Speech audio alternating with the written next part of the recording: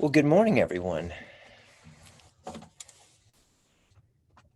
As people start to enter, I'm going to offer up a bit of a prelude. My name's Paul Reeves. I'm excited to be a part of the group. This is a song that at least attempts to capture a little bit of what Thomas Merton was describing in the true self and the false self, or you could call it the flesh and the spirit, or the old Adam and the new Adam, old self, new creation, whatever you'd like to call it. But this is a song attempting to discover more of what Thomas Merton would call the true self. It's called The Last Man Standing.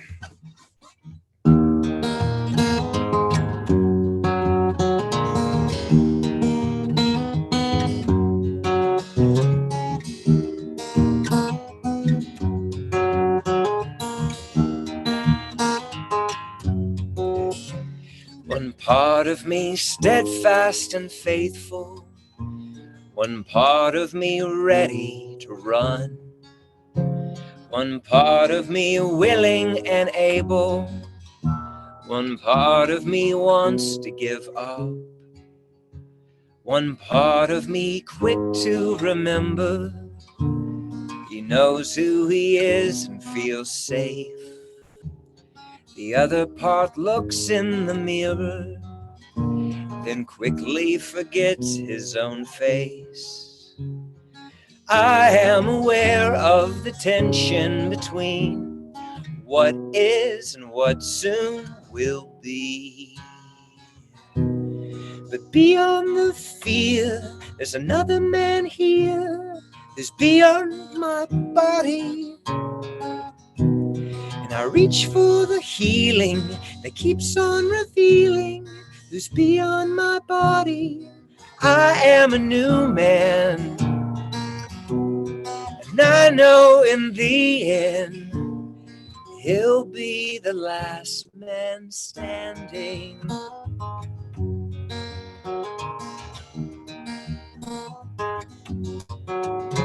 One part of me set for surrender, one part of me ready to fight.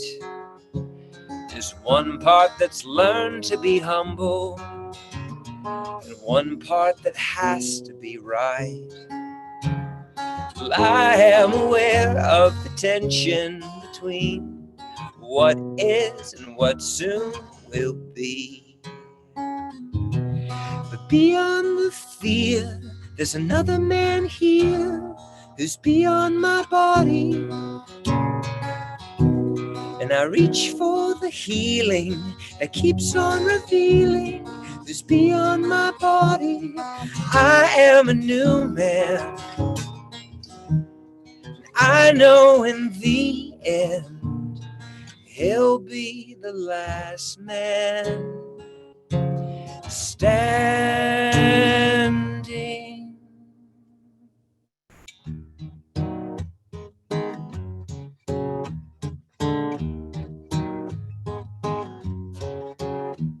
This body's a gift, but can't seem to get with it. Say what you like, it's a fight to the finish.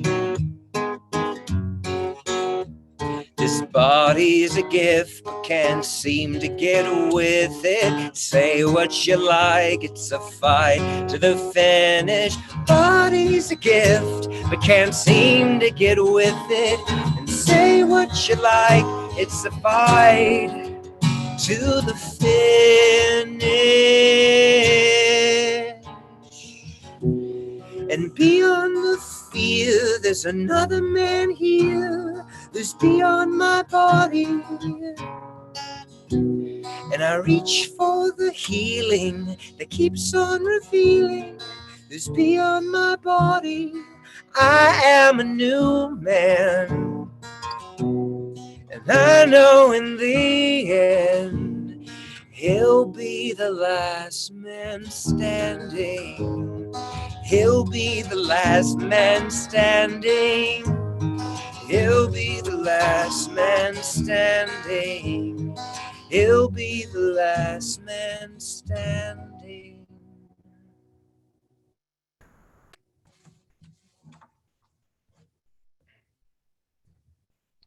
Let us pray. Beloved Lord, we thank you for your love for us. May we discover new insights into your plan for us as we pray and discuss your beloved Thomas Merton and Thomas Keating's insights for our spiritual journey. Welcome to our Wisdom Teachers panel. Be aware we are recording this event and will post it later on our YouTube channel. I am Maggie Winfrey, Coordinator of Contemplative Outreach Atlanta in Northern Georgia. We are excited to bring people from far and wide to gather with us. If you would like to let us know where you're from, click on the 3 dots in the corner of your picture and choose Rename.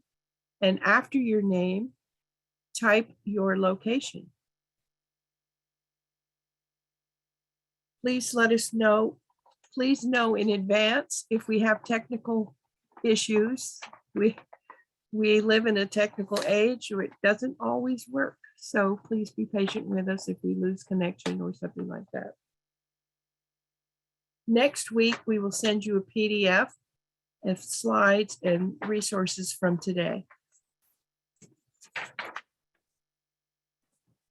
So we're thankful for our wonderful team. We begin with Paul Reeves, a Georgia native. Paul has served as pastor of musicians for over 15 years. In addition to creating, writing, singing, and performing unique and inspiring musical works, Paul nurtures and guides others with his compassionate spirit. A certified spiritual director, Paul is also a commissioned presenter of introductory centering prayer workshops. He and his wife live with their 2 children in Ackworth, Georgia.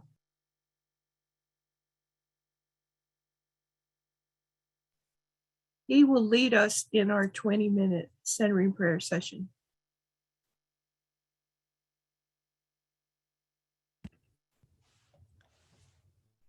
All right. Well, friends, it's such an honor to be with y'all, and what a gift to get to sit with y'all now. For anyone who may have just come and was coming for the discussion, but may not be as familiar with centering prayer, we want to just quickly go through the 4 guidelines of centering prayer to give you at least an idea of what will be happening in the next 20 minutes in case you've never done this before. I'm guessing that most of y'all are pretty familiar with this, but even if you are, it's always a helpful reminder just to go through these sometimes. So the first step, what we're going to do is we're going to choose a sacred word as a symbol of our intention to consent to God's presence and action within. So if for whatever reason, if you've never practiced centering prayer before, you can choose any word that you like. It's really not so much about the content of that word, but the intention. So that first step where it says it's an intention to consent to God's presence. So basically just another way to say that we are surrendering to God. So because basically what we're doing is just over and over again, as often as we come to find ourselves thinking about this or that, we come back to this centering word or the sacred word in a state of surrender to God. And that's basically what we're doing for 20 minutes is we're just giving ourselves again and again and again. And so what we'll do is sitting comfortably. So that typically means with feet on the floor, backs somewhat supported, and with our eyes closed, we settle briefly. Typically, we'll take about 30 seconds, and then ever so gently, silently introduce our sacred word as our symbol of our consent to God's presence and action within. Step 3 is when engaged with your thoughts. Thoughts could be some sort of, you may notice a sound in the room. You may start to think of some plan of the future. You may start to think of something that happened yesterday. Any type of thought, when we notice that we're no longer thinking the sacred word, we ever so gently return. Even just a faint remembrance of the word is enough. And then at the end of the period, we're going to have, you'll hear 3 bells go off to let us know that the 20 minutes is over. At that point, don't open your eyes immediately. We're going to take just a few more seconds, but you can stop using your sacred word and just relax for about a minute, and then I will close us with a prayer. And so, if you will, let's sitting comfortably with eyes closed, back supported. Take about 30 seconds. Just be still. And after 30 seconds, just ever so gently, just no clear pronunciation. It could be like a faint remembrance of the word. Ever so gently, you'll start introducing the word and surrendering to God. It will take 20 minutes. We'll take care of the time, and our time begins now.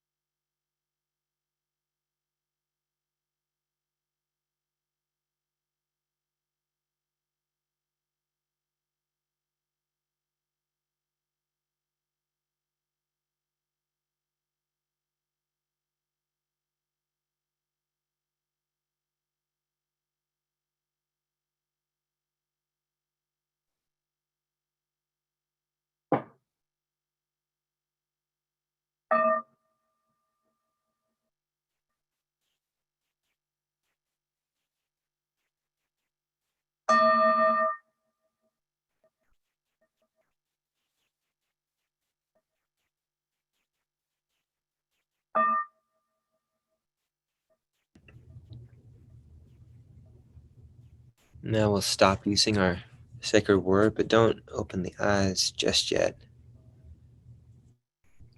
Take about a minute and just rest.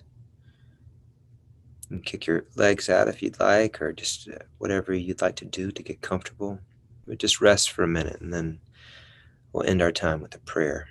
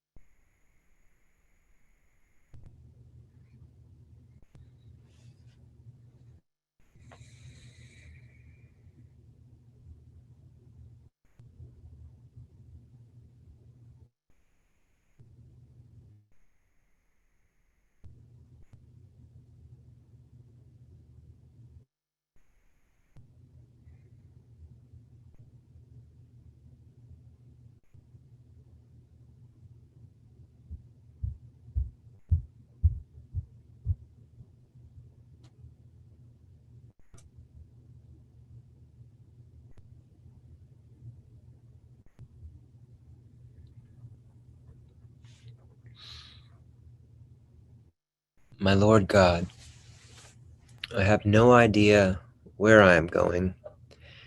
I do not see the road ahead of me. I cannot know for certain where it will end, nor do I really know myself.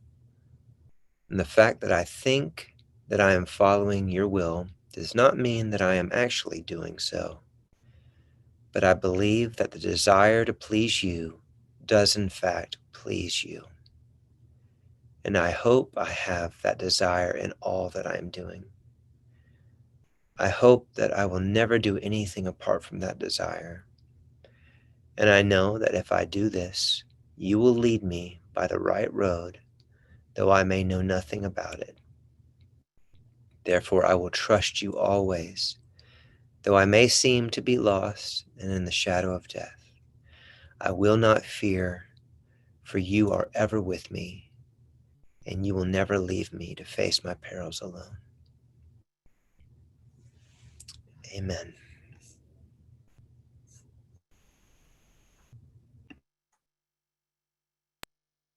Thank you, Paul. So, starting with contemplation is the right, starting off on the right foot. So, we're going to begin our panel to help us know their insights to the question with Merton and Keating's roadmap. Where do we go from here? I'm sure you will have questions and observations while our panel speaks. We ask that you write questions in the chat addressed to everyone. We will be monitoring the chat and be using that later for our question period at the end. If you want to reach someone individually, type their name, or more than one, type their names in the front of your question. And then I'll ring the bell. When they speak, I'm going to give them a 2-minute warning bell. So when you hear that bell, don't panic. We are so thrilled to have our first panelist, the Merton scholar, Victor Kramer. A scholar of American Studies, he's professor emeritus from Georgia State University.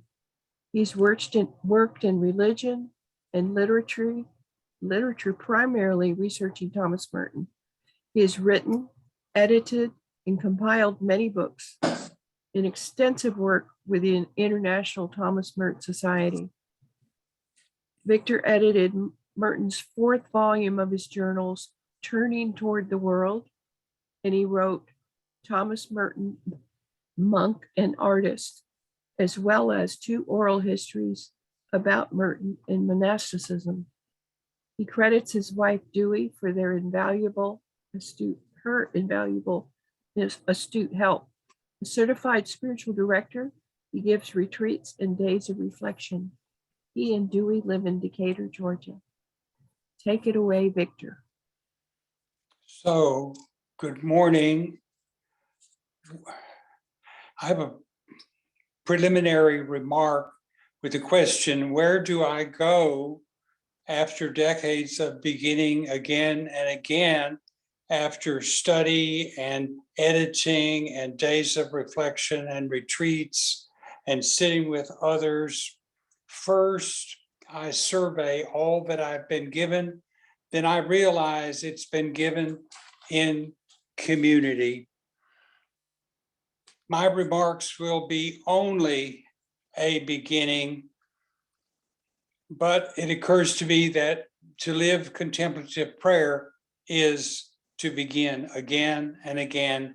Perhaps I might call these few observations falling down and getting up again. These remarks fall into 6 parts. I'm first going to speak about moving beyond the measurable. Secondly, I'm going to talk about opportunities. Thirdly, I'm going to talk about moving towards inner experience. The fourth point I want to make has to do with encouragement, then hope, then our call. So, number 1, in American culture, indeed in Western society, especially since the Enlightenment, when the Western world largely cast its lot with empiricism, we have largely sought verifiable empirical answers. This has yielded much in terms of our accomplishments and our comfort, yet it is also clear that something fundamental has been, if not lost, totally misplaced. Merton, Pennington, Keating, Vatican II, and an openness to a life beyond the measurable have given us new perspectives. We now are much better able to see the, quote, hidden wholeness, end quote, which Merton celebrated and with which contemplative prayer helps us to be centered. The church began as a community of believers. Together, these followers of Christ were intent upon the coming of Christ. They felt this was an apocalyptic event which would soon reveal itself. Yet these people also knew right from the start that community was the core of their belief. And so the kingdom was not just to come, the kingdom already existed. Jesus made it clear that the kingdom is within us. This, they realized, this was immediate.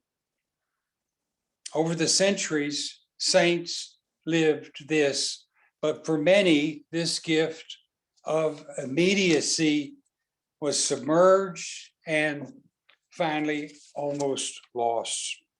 So how will future knowledgeable seekers be able to make it clearer that through contemplative prayer, they can again now in a particular way participate in an immediate life of sharing in the presence of the living God, not by talking, not by thinking, rather by practice, by trust, by silence, by waiting, by coming to know in a way perhaps impossible to explain, yet nevertheless to live in the process of centered, regular, contemplative awareness.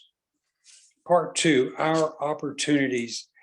As we anticipate moving beyond the insights and practices which Thomas Merton and Thomas Keating initiated, we can take advantage of opportunities about which they instructed seekers of inner desire and inner experience. Much conventional past religious practice relies upon ritual, upon external performance, and looks for rewards which will come later. A more contemplative stance praises now. With Merton's invitation to join the general dance, chapter 39 in New Seeds, and Keating's assurance of rewards from becoming centered, we can anticipate cultural changes less dependent on material and more focused on our unity in the presence of our invisible God. In so doing, we will experience awe, gratitude, wonder. Such a movement toward a realm of experience lived with discipline and simplicity may allow still more persons to be prayerful in a more quiet way, thus separated from worries which derive from the past and anticipations about what might be done in the future. Gentleness, compassion, concern for all in this universe should allow a cultural moment away from force and selfishness and control. In such a contemplative territory, we hope to see steps taken. So this is where we're going, I hope, and that in this going, such a change in society will affect Christian people and secular people and should de-emphasize boundaries and help us to realize we're already sharing.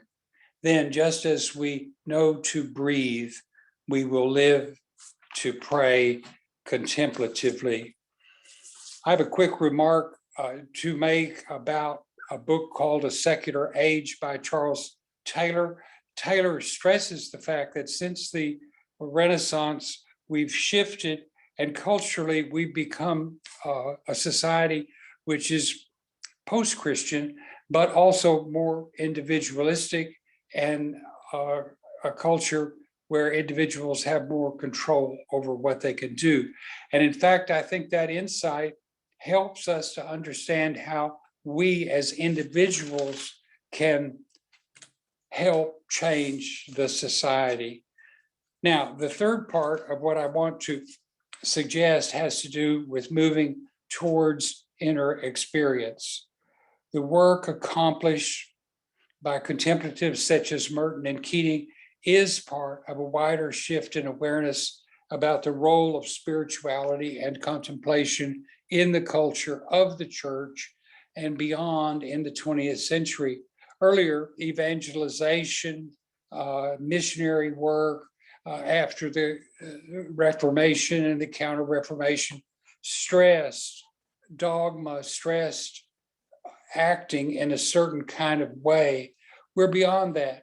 Now, as contemplatives, as Christians aware of the need to move towards a stance of contemplation, we are aware not just of what the church teaches, but aware that we are, as a society, fractured and separated. We are, Merton says in New Seeds, a body of broken bones. So what Merton accomplished and what Keating accomplished is, I think, a way out of that feeling of separation. And so in contrast to the spirit of Merton and Keating, we're reminded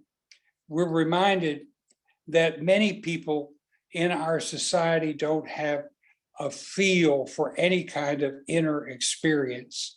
And at the same time, we're vaguely aware, as Charles Taylor has reminded us, that we can help move back in that direction. Both Merton and Keating might be described initially in the exercise of their vocations as quite conventionally thankful for the guidance of the church, about its teaching, its sacraments, as well as its use of scripture. These pillars surely made it possible for many Christians to enter into and be part of the living tradition of the church.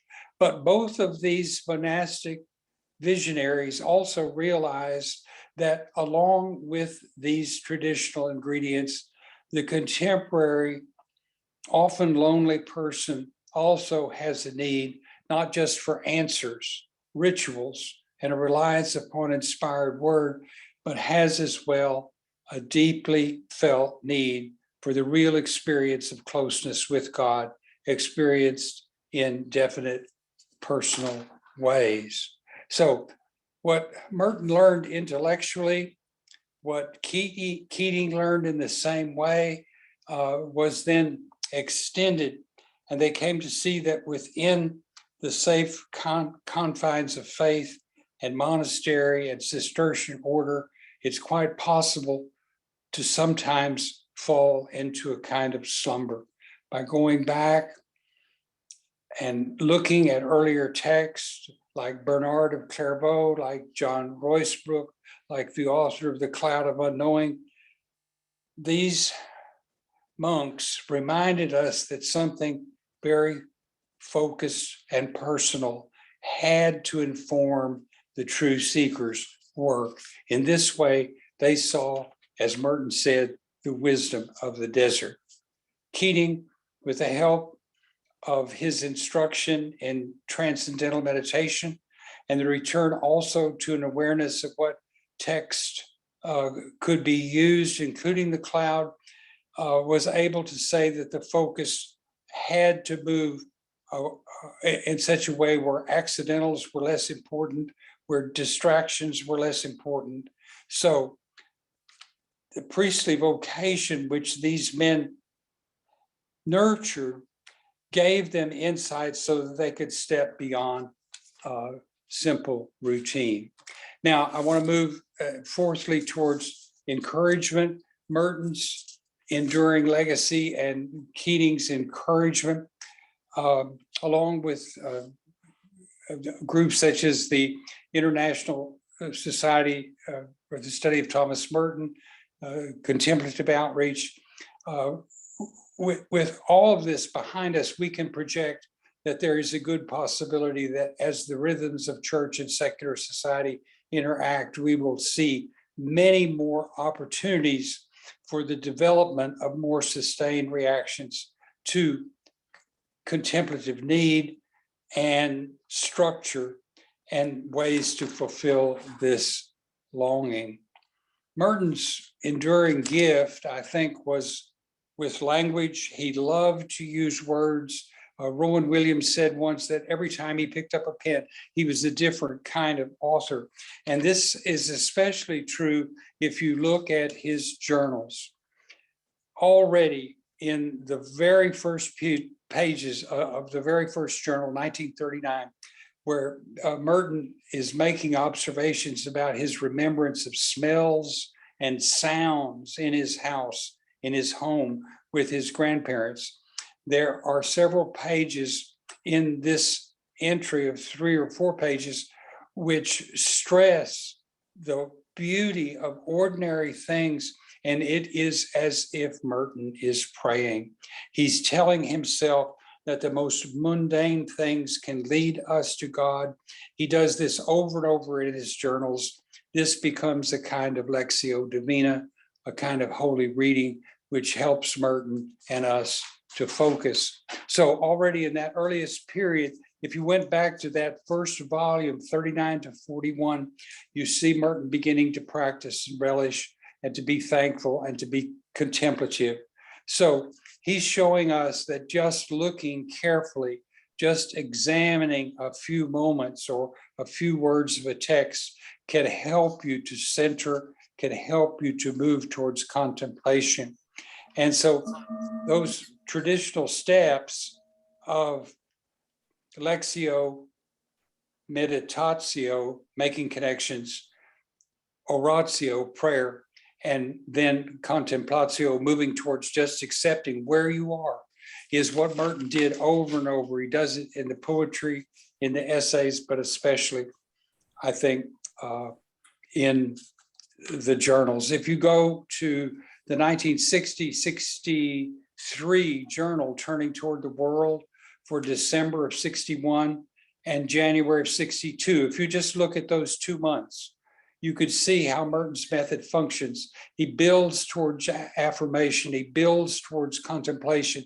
He can take just one word, for example, majesty, and then ponder it and lead his text towards celebration of God's majesty.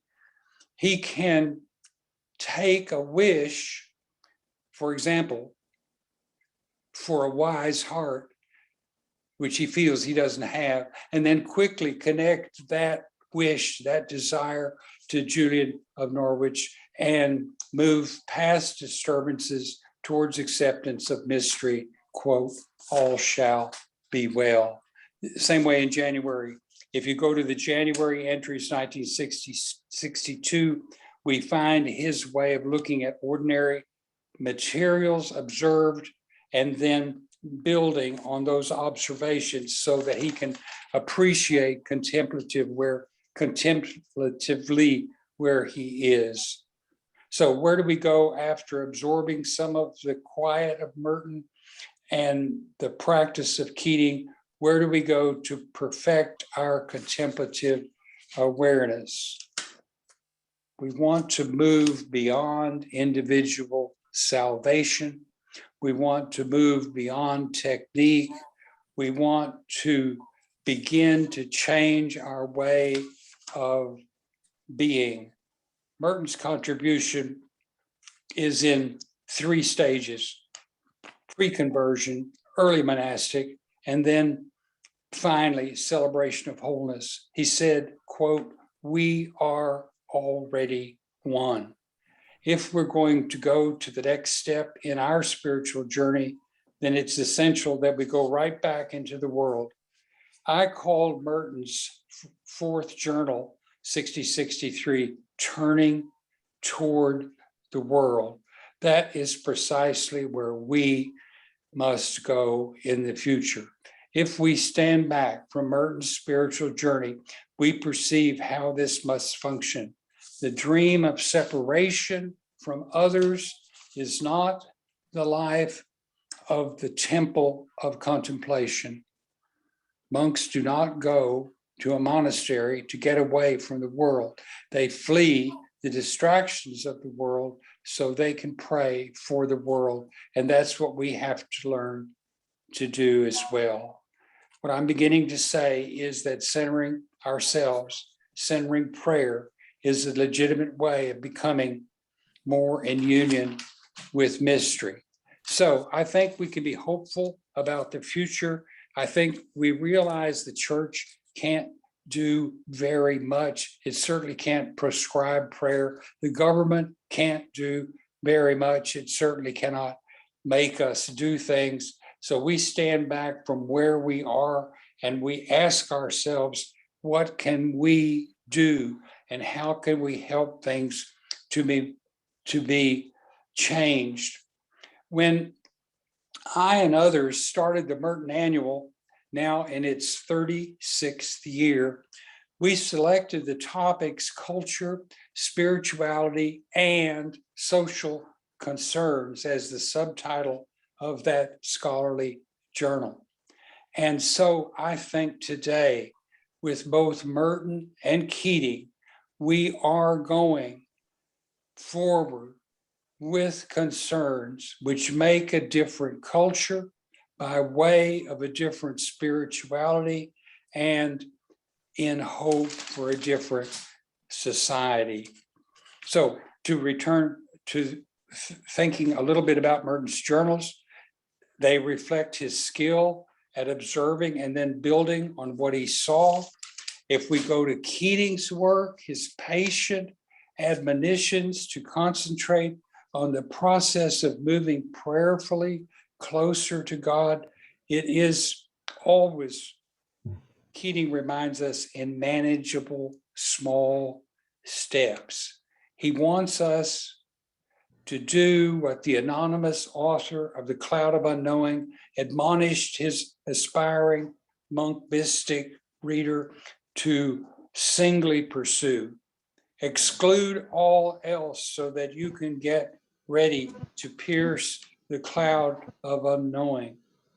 Not a bad idea, not a bad practice, but what Menninger, Pennington, Keating, Merton have done is to encourage their fellow seekers to utilize smaller bits of time in this developing process. So in taking on the responsibility of being prayerfully quiet for about 20 minutes at a time, we can perhaps be accused of wasting time.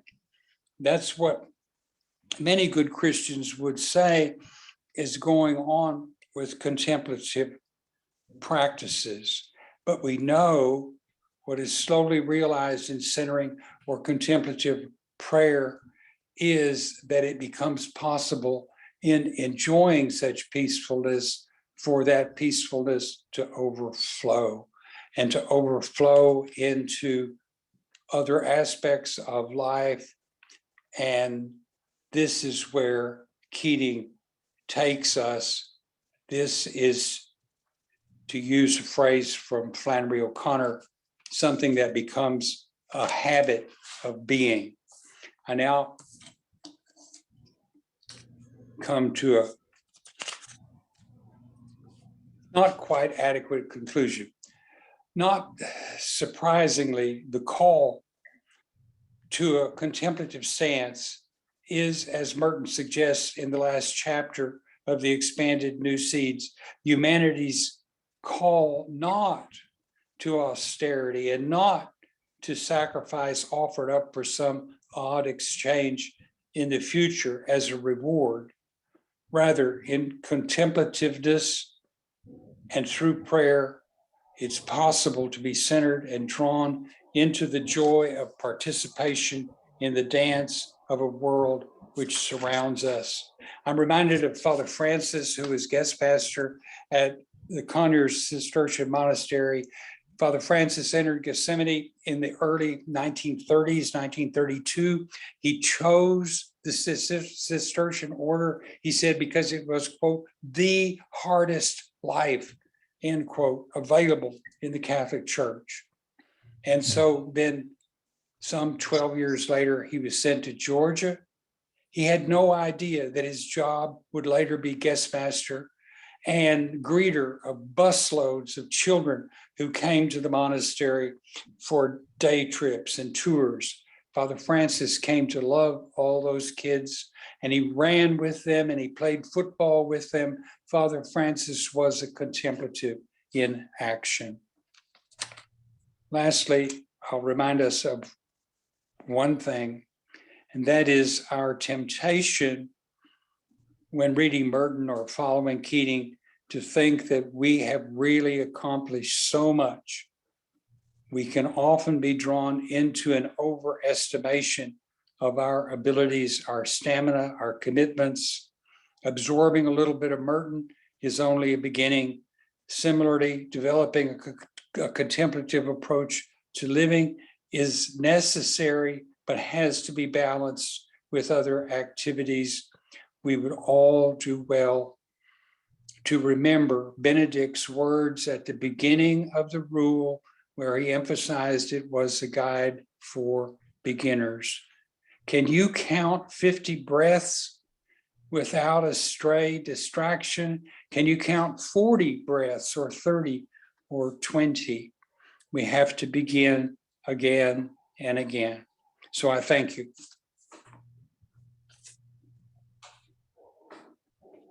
Amen. Thank you, Victor. Amen. And thank you for the story of Father Tom Francis. When I would go to the monastery for spiritual direction, and my two sons came along to see the ducks and the geese, he would grab them up and give them spaghetti dinners and candy that he had. So he was truly hospitable, showing the gift of the to welcome. And we want to remind you to put your questions in the chat as we go. And Next, I would like to introduce Vernon Dixon. He was born 76 years ago and raised in Georgia.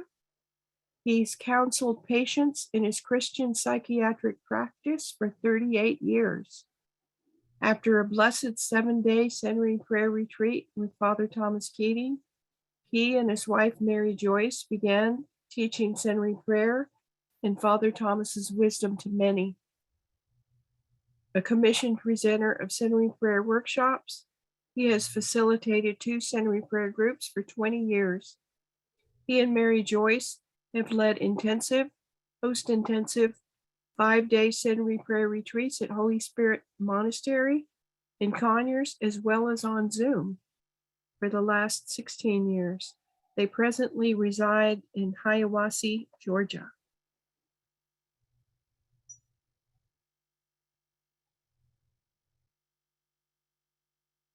So am I ready?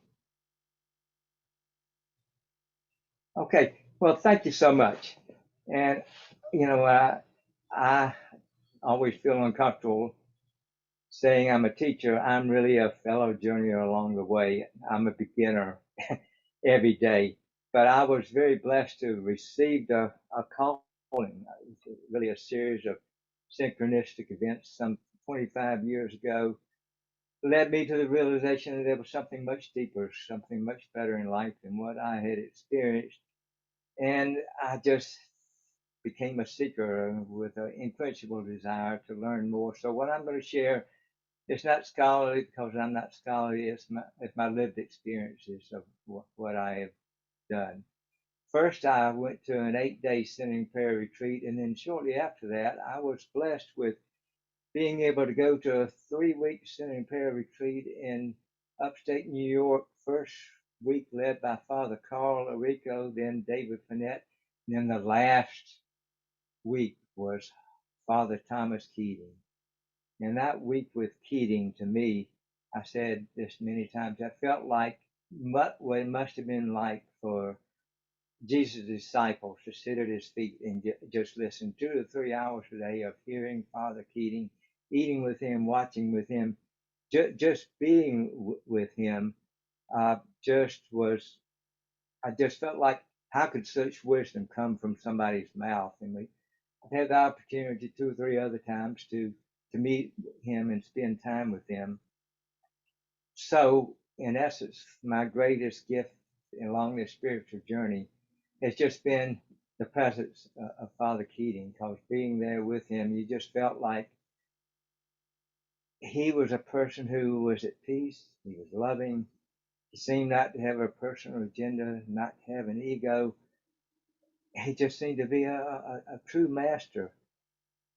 So it was not what he said so much as who he was. I felt like when I was with him, I was in the presence of one who really knows and lived what I had been seeking, and someone in whose presence I really could sense the presence of the divine.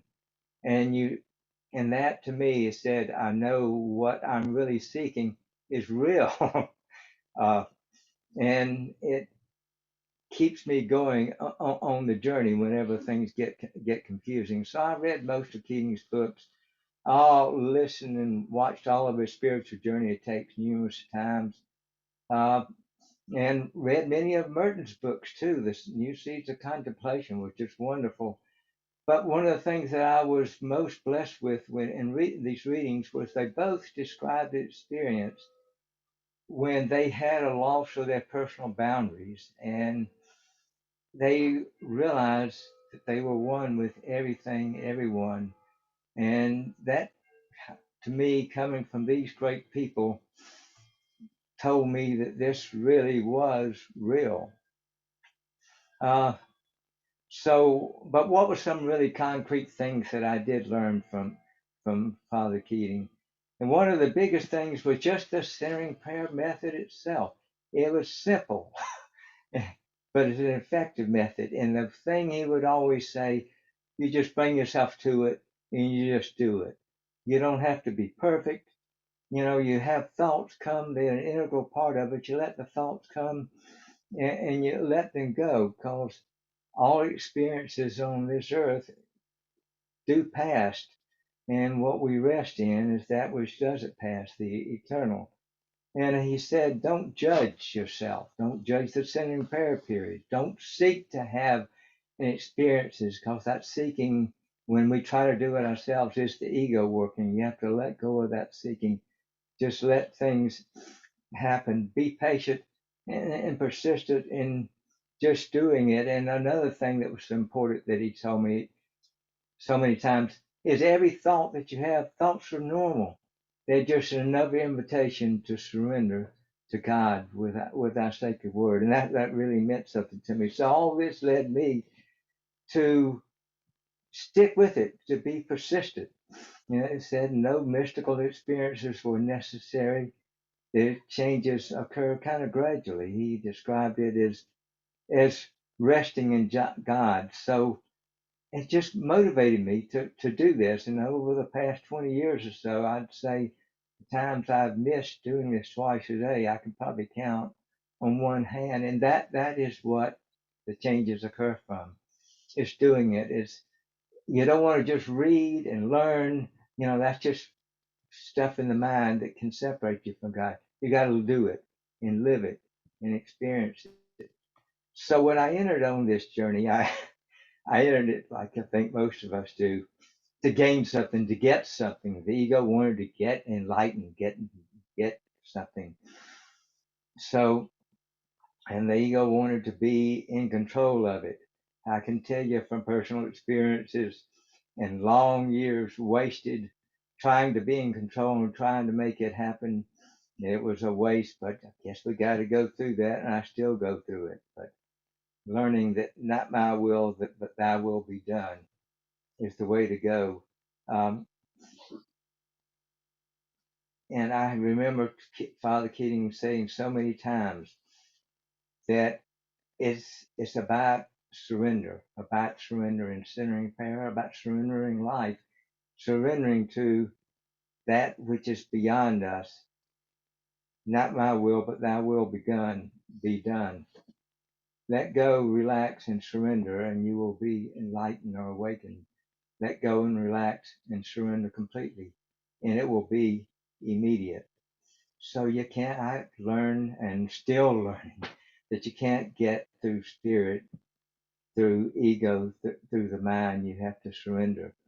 Another great lesson I learned from Thomas Keating, for those of you who have done it, is this human condition series in which, the series of videos and talks in which you learn how we came to be in our human state of frailty, and how we're attached to our emotional programs for happiness that are rooted in selfishness.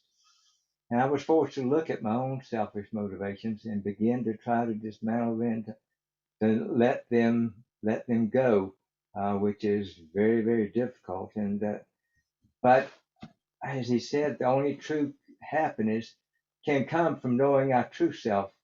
Uh, Thomas Merton talked so much about that true self, the false self. But the true self is that part of us that's within us. It's that divine spark, the image of God that we're made in, that we're inherently good. And when we can realize that and know that, we don't have to have all these external things to make us happy. Um, I remember his words many times. Why wait until you go and hit the bottom? You go through all these failures and pains in life, or maybe you go to the end of your life and your death, and you're still holding on to these things that don't really bring misery. Why not do it now? A great motivation for me to do it now. And he said so many times, emotions are our great teachers. When I get upset or anxious or angry, it's a sign that I'm attached to something. I need to look at it and begin to dismantle it and letting it go. And another great lesson learned, perhaps one of the greatest, that this God of ours is all loving, is always drawing all of us to him, and is not to be feared. I remember one time he drew us spokes of a wheel going to a center, and he said, there's only one center, there's only one truth, and that is God, and that is love. And there are many ways there, but they all lead to this one truth. And one time I was on a retreat, and I was kind of struggling. I think I was trying to make things happen, and something came to me. I mean, it sounded like a voice. I don't know what or where it was. It said, Vernon, it's all about love.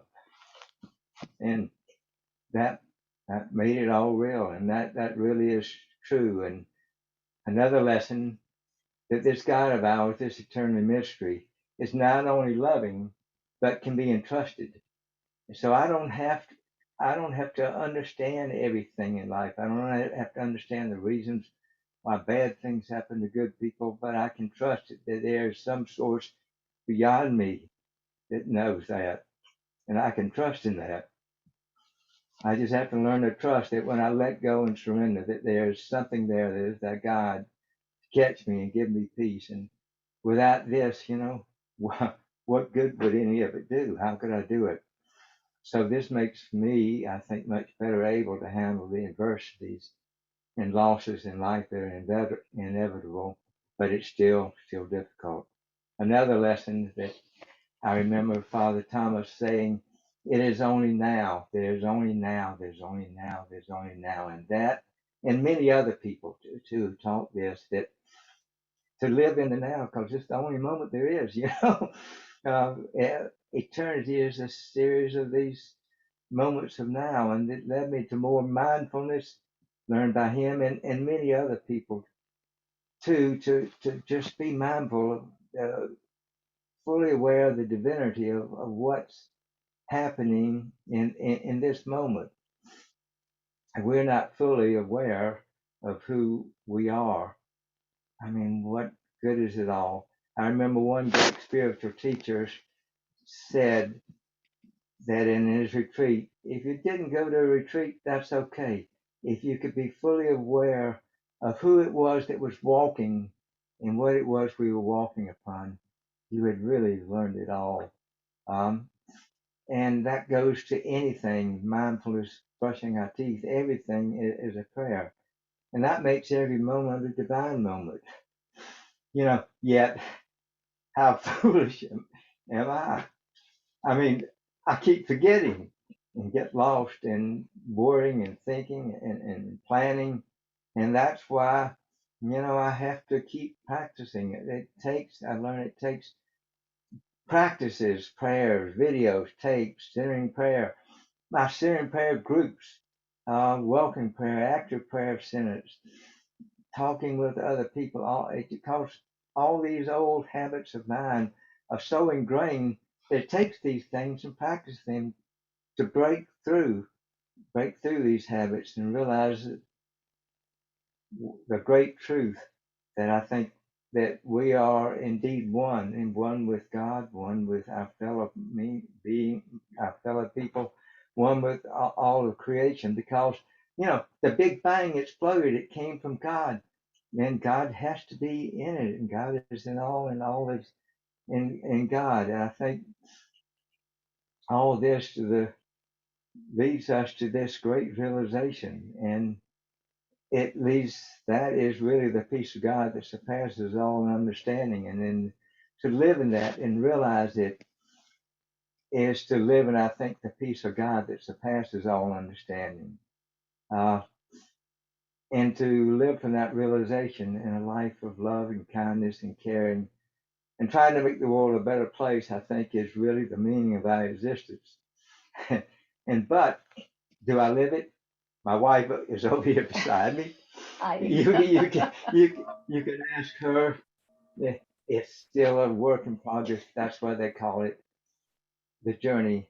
I'm on this journey, and I keep failing, and I keep getting up and trying to learn again. Uh, but all this has led me to really believe that all life is precious. Every moment is precious, a gift, and that life is sacred, and that it is eternal. And Father Keating, some of his words, his actions, and I remember him saying, don't worry, it's all these levels of consciousness. When this body drops, you just go to something greater. And he was the living example of that.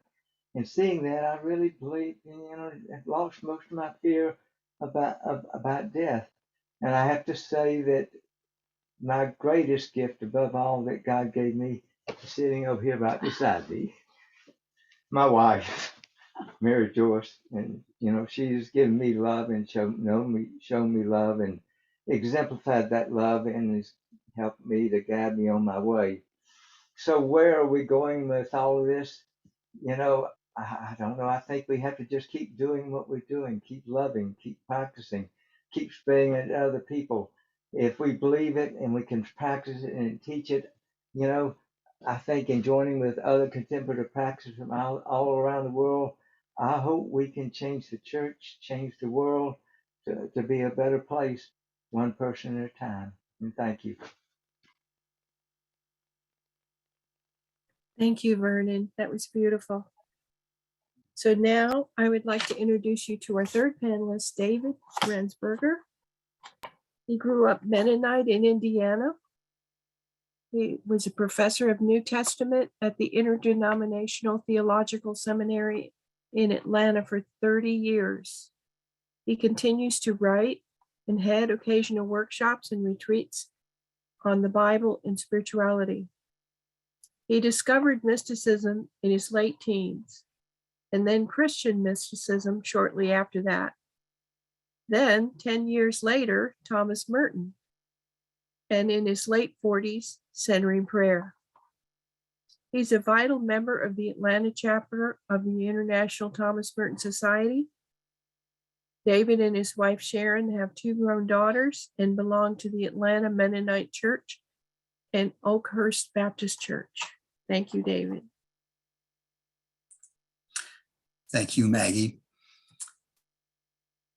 I love the idea of a roadmap offered by someone whose most famous prayer begins, "My Lord God, I have no idea where I am going."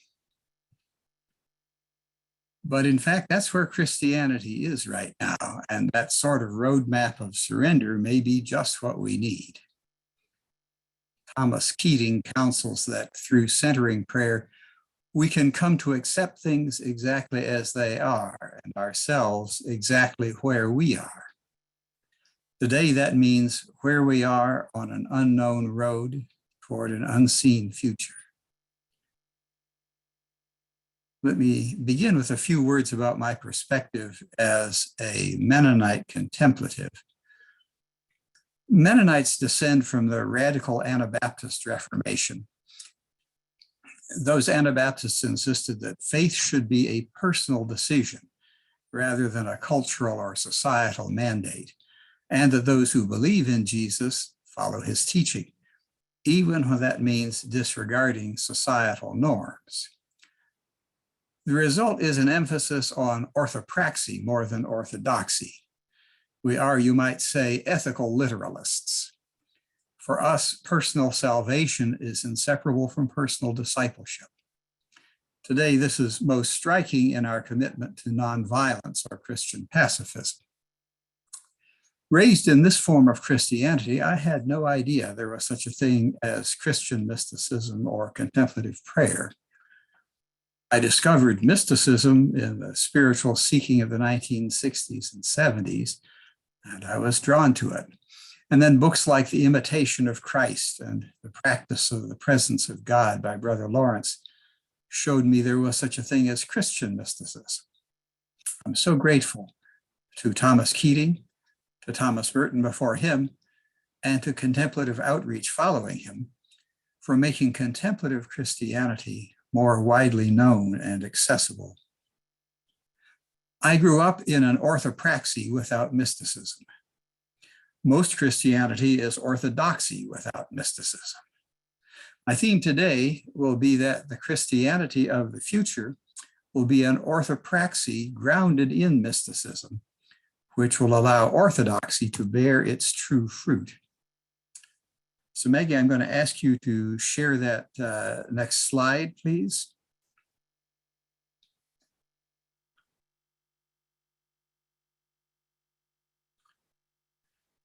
The theologian Karl Rahner very famously said, that the Christian of the future will be a mystic or he will not exist at all. I'm certain that he was right. The Christianity to come will be grounded in profound relationship between human persons and their creator. Only the shaping of authentic inner human identity can enable people to lift their heads above the catastrophic materialism and greed of the 19th and 20th centuries and offer them the hope of something real and true. But Christianity in this century will be something else as well, whether it chooses to be or not. Christendom, to be blunt, is gone and is not coming back. Christianity no longer dominates the Western world, no longer sets the cultural or moral tone. This is actually a good thing. We can now find ourselves more at home in the New Testament, where few Christians held influential positions and Jesus and his spokespersons often went deeply against the cultural grain.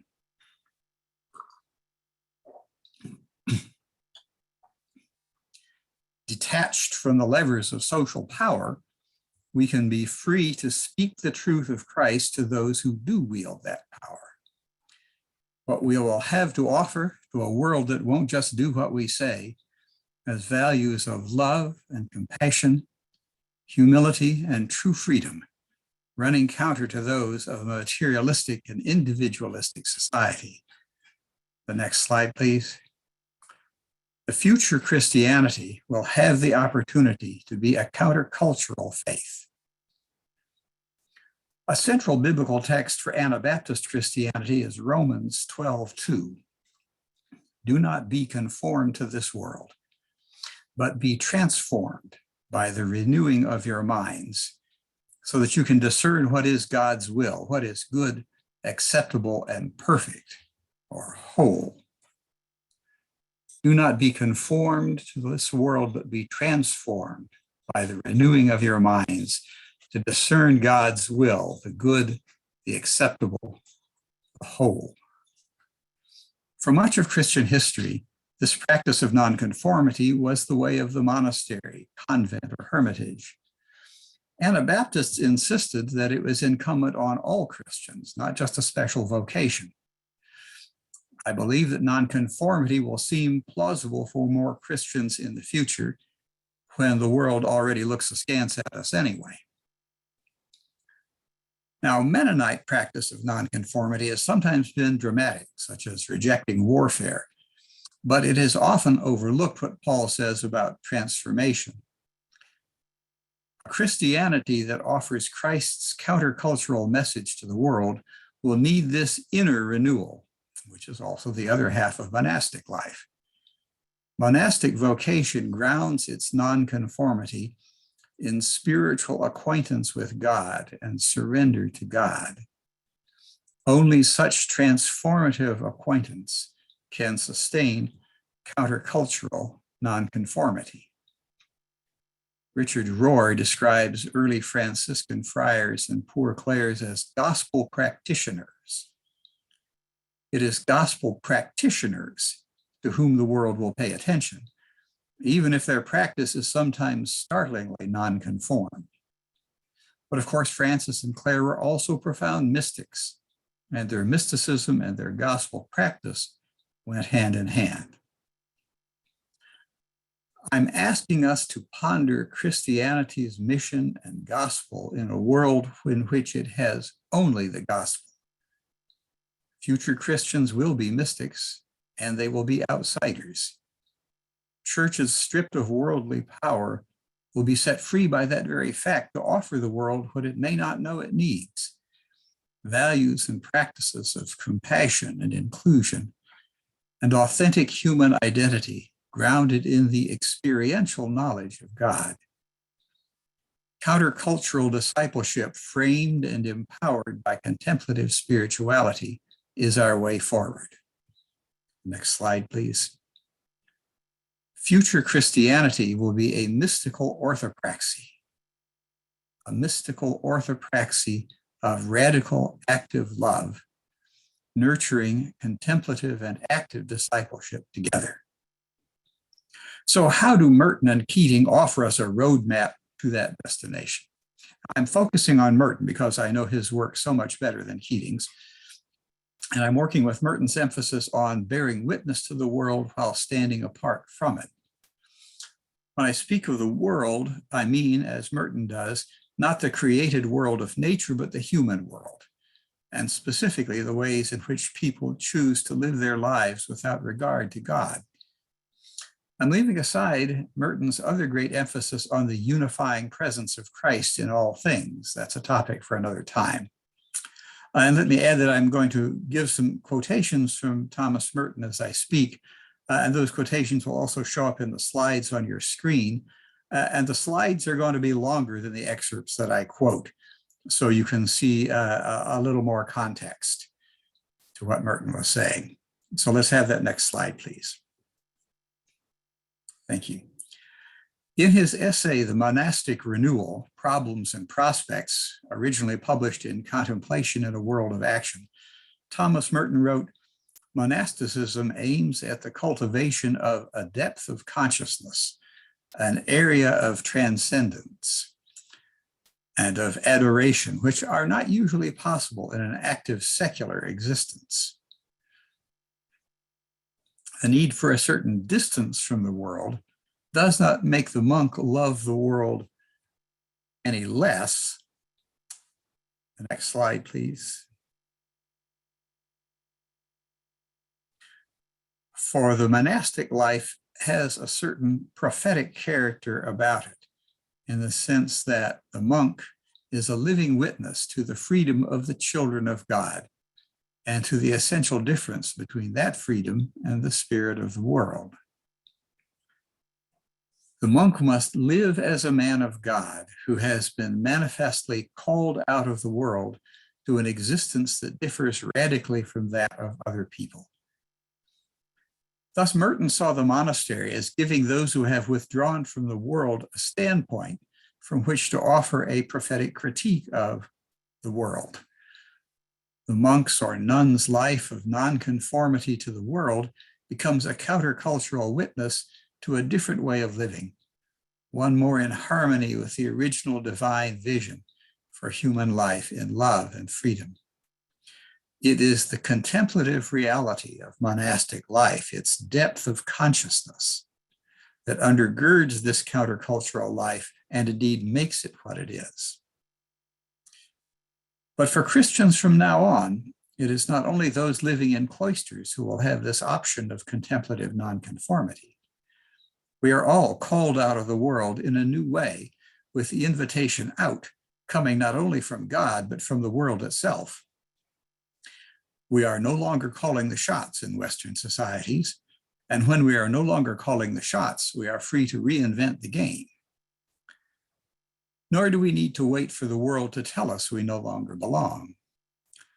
Reading Merton through my own lens as an Anabaptist contemplative, I understand him to imply that in order to struggle authentically against the forces of evil, we must first disentangle ourselves from those forces and their confusion.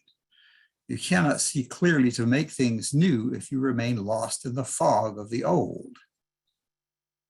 Then secondly, we must begin to be the new humanity, the new creation community which manifests the life of Christ. Future Christians will have the chance to create new alternative ways of living. This can happen in any parish or congregation that seeks to live out the Beatitudes in a society that has lots of attitude, but very little authentic being. The next slide, please. As Merton puts it in a trenchant passage in Conjectures of the Guilty Bystander, it seems to me personally that the basis of the Christian mission to the world is precisely that the Christian is not of this world. They are first of all freed from its particular myths, idolatries, and confusions by their Christian faith. Their first mission is to live that freedom in whatever way God gives them to live it, whether in the world or out of it, does not matter. How is this future countercultural and nonconformed prophetic Christianity grounded in mysticism? Next slide, please. At the end of Thoughts in Solitude, Thomas Merton considers the purpose of the contemplative life. Christian nonconformity does not mean escape from human nature. Just the opposite, Merton declares. If we were not, for better or worse, simply human, we could not be God's children, because God's Son became human in order that our hearts and his heart should love God in one human love.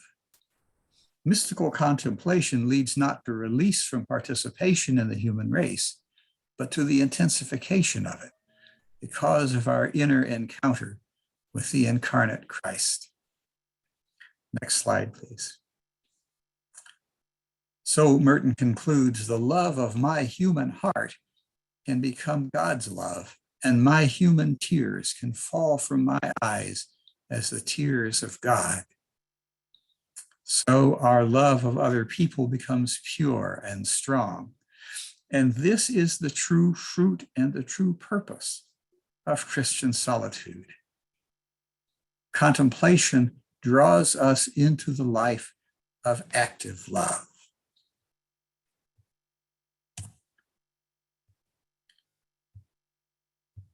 The mystical Christian of the future will be set apart from the political and cultural centers of power, willing or not. But just as in centering prayer, we consent to God's presence and action in us and around us, accepting God just as God is, ourselves as we are, and our circumstances as they are, so future Christianity can choose to surrender to its social dislocation. This contemplative surrender can open us to the mission and gospel of Christianity in a world where it has no power or standing. Freed from the quest for worldly power and prominence, which was always, from the 4th century onward, always rooted in a collective false self, our religion can give itself to the love for all others and the support of their wholeness that was its first mission and will be its last one. This may seem like a new take on eschatology, on the last things. But in the New Testament, eschatology is not only about the end of time, but about a new creation, a restoration of humanity to the image of God, which began with the coming of Christ, the new Adam. The only purpose for the Christian community or for any individual Christian to be set apart or called out from the world is to participate in inaugurating and fleshing out that eschatological new creation, which God launched long ago. Can we have the next slide, please? In his recent book, Signs of Hope, Thomas Merton's letters on peace, race, and ecology, Gordon Oyer details Merton's exchange of letters on technology with economist Walter Weisskopf in early 1968. Merton called his outlook basically eschatological, a decisive and critical breakthrough in human destiny, one that we cannot anticipate or plan for. Merton says that this eschatology envisions in the deepest depths an ultimate ground in which all contradictions are united and come out right, a personal ground, a ground of freedom and love.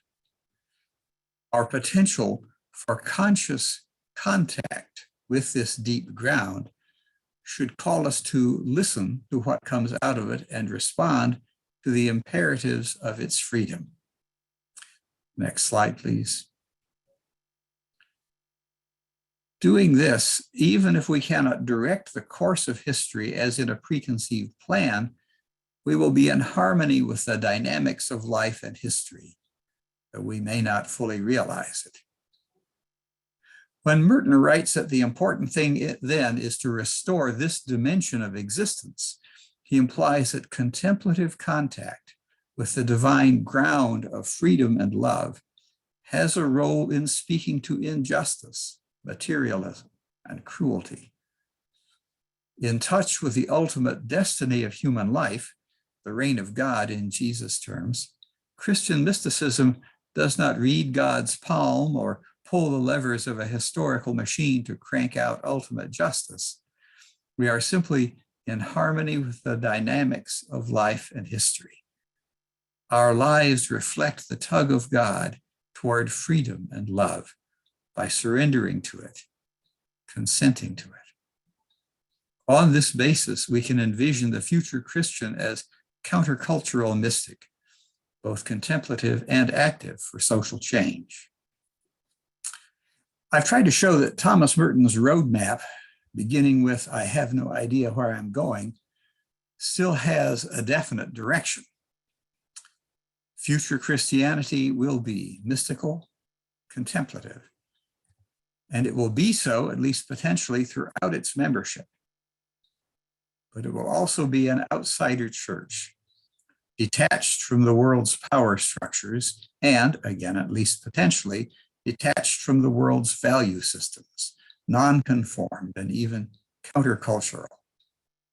Merton's map toward this begins in his sense of the contemplative monk as outsider, offering the world a prophetic critique.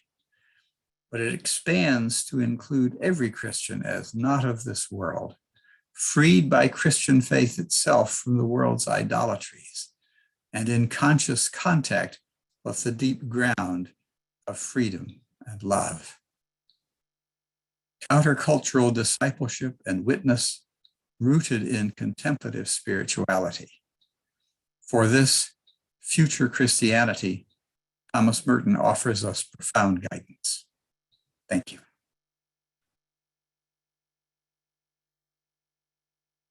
Thank you, David.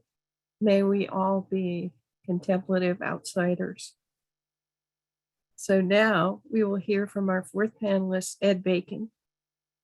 Thomas Merton inspired Ed to become the Episcopal priest he has been for almost 4 decades, where he taught his central passion, that Jesus embodied a love-based life opposed to a fear-based ideology. He has served at Mercer University and in churches in California, Mississippi, and Georgia. Author of 8 Habits of Love, he has been guest host for Oprah Winfrey's Soul series, where she named him Soul Teacher on her Super Soul 100 list of voices elevating humanity. He serves on several boards, including Sister Ilia Delio's Christogenesis. He and his wife live in Birmingham, near their grandchildren. His website is edbacon.co. Thank you, Ed. Thank you very, very much, Maggie. And thank you, all of you, for this amazing experience. I'm trying to, oh Lord, I knew this was going to happen. Trying to get my PowerPoint up. And like David, I'm going to give you a lot of material. And the idea is that I'm not going to read it all, but it will be sent to you after this presentation, and you will then be able to take and chew on what you want and throw the rest away. I've entitled my presentation, Merton and the Wanting of Difference. And that is clearly coming from Julian of Norwich, which I'll end on. But we've all been attracted to the irony of talking about these guys with roadmaps when Thomas Merton said, I have no idea where I'm going. And that may be the case, but he really did, I think, had an experience-based idea of what the roadmap was. So here we go. There are 3 points in this PowerPoint. One is, what is our work here? And the second is Merton's terrain and map from separation to embracing. I'll unpack that. And then also how to get from here to the new world of wanting. And the illustration here is a wonderful volume called We Are Already One, which is one of the most famous things that Merton said. And this was a compilation of many reflections on the occasion of the centenary of Merton's birth in 1915.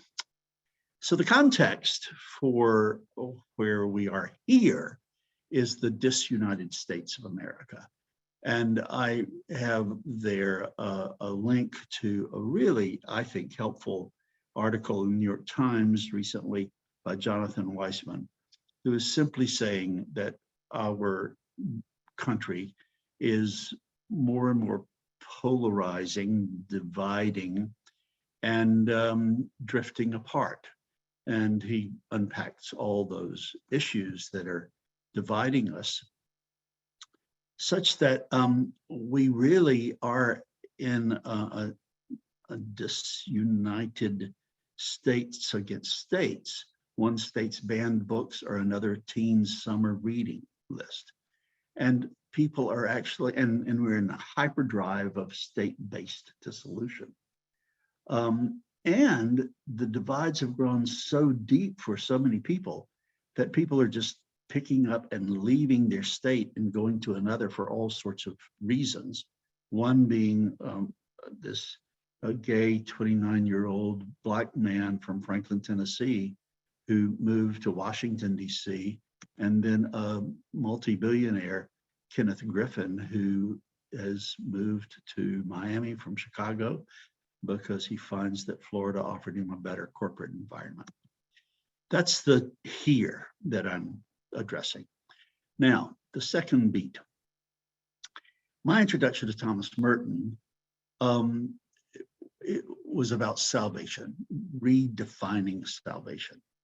And it took place in, for me, 1970 and 71, my introductory years to Thomas Merton. And I was introduced not to Merton, not through Seven Story Mountain, his autobiography, but through Faith and Violence, and just amazing book of critique of the culture and critique of war and violence. And that led to my reading New Seeds of Contemplation. The most important for me piece of writing by Thomas Merton that has actual scriptural valence for me is chapter 6 in Thomas Merton's New Seeds of Contemplation. And I've just got some talking points here about what I think was so important in chapter 6. And this happened when I was in law school. And I had a mystical experience with God, whom I call at that point the inaudible voice, who called me out of law school in January 1971, thank God. And the points that I read and heard in my heart, and I think assimilated into my soul from chapter 6 of New Seeds of Contemplation, was that there's this word that each of us has had uttered in us, containing a thought of God's self. And it's the center point of our creation. It's our true self. And when we are true to that concept, then we are saved. And that is the third point, very different idea from salvation as being saved from heaven and from hell to go to heaven. This is about finding the true inner self and distinguishing that from the destructive ego. He goes on to talk about that this discovery of our true self is actually God's discovery of us. And we actually pass through into infinite reality where we awaken as our true self, and God is living in me, not only as my creator, but as my true self. And goes on and on. These are really, for me, very important kind of spiritual and architectural supports for the fact that one day in the middle of a law school exam, I heard the inaudible voice using the questions from Thomas Merton's New Seeds of Contemplation, chapter 6, to ask me if my true self was an attorney, and if not, did I need a law school degree, and if not, did I need to finish a law school exam? That's another story.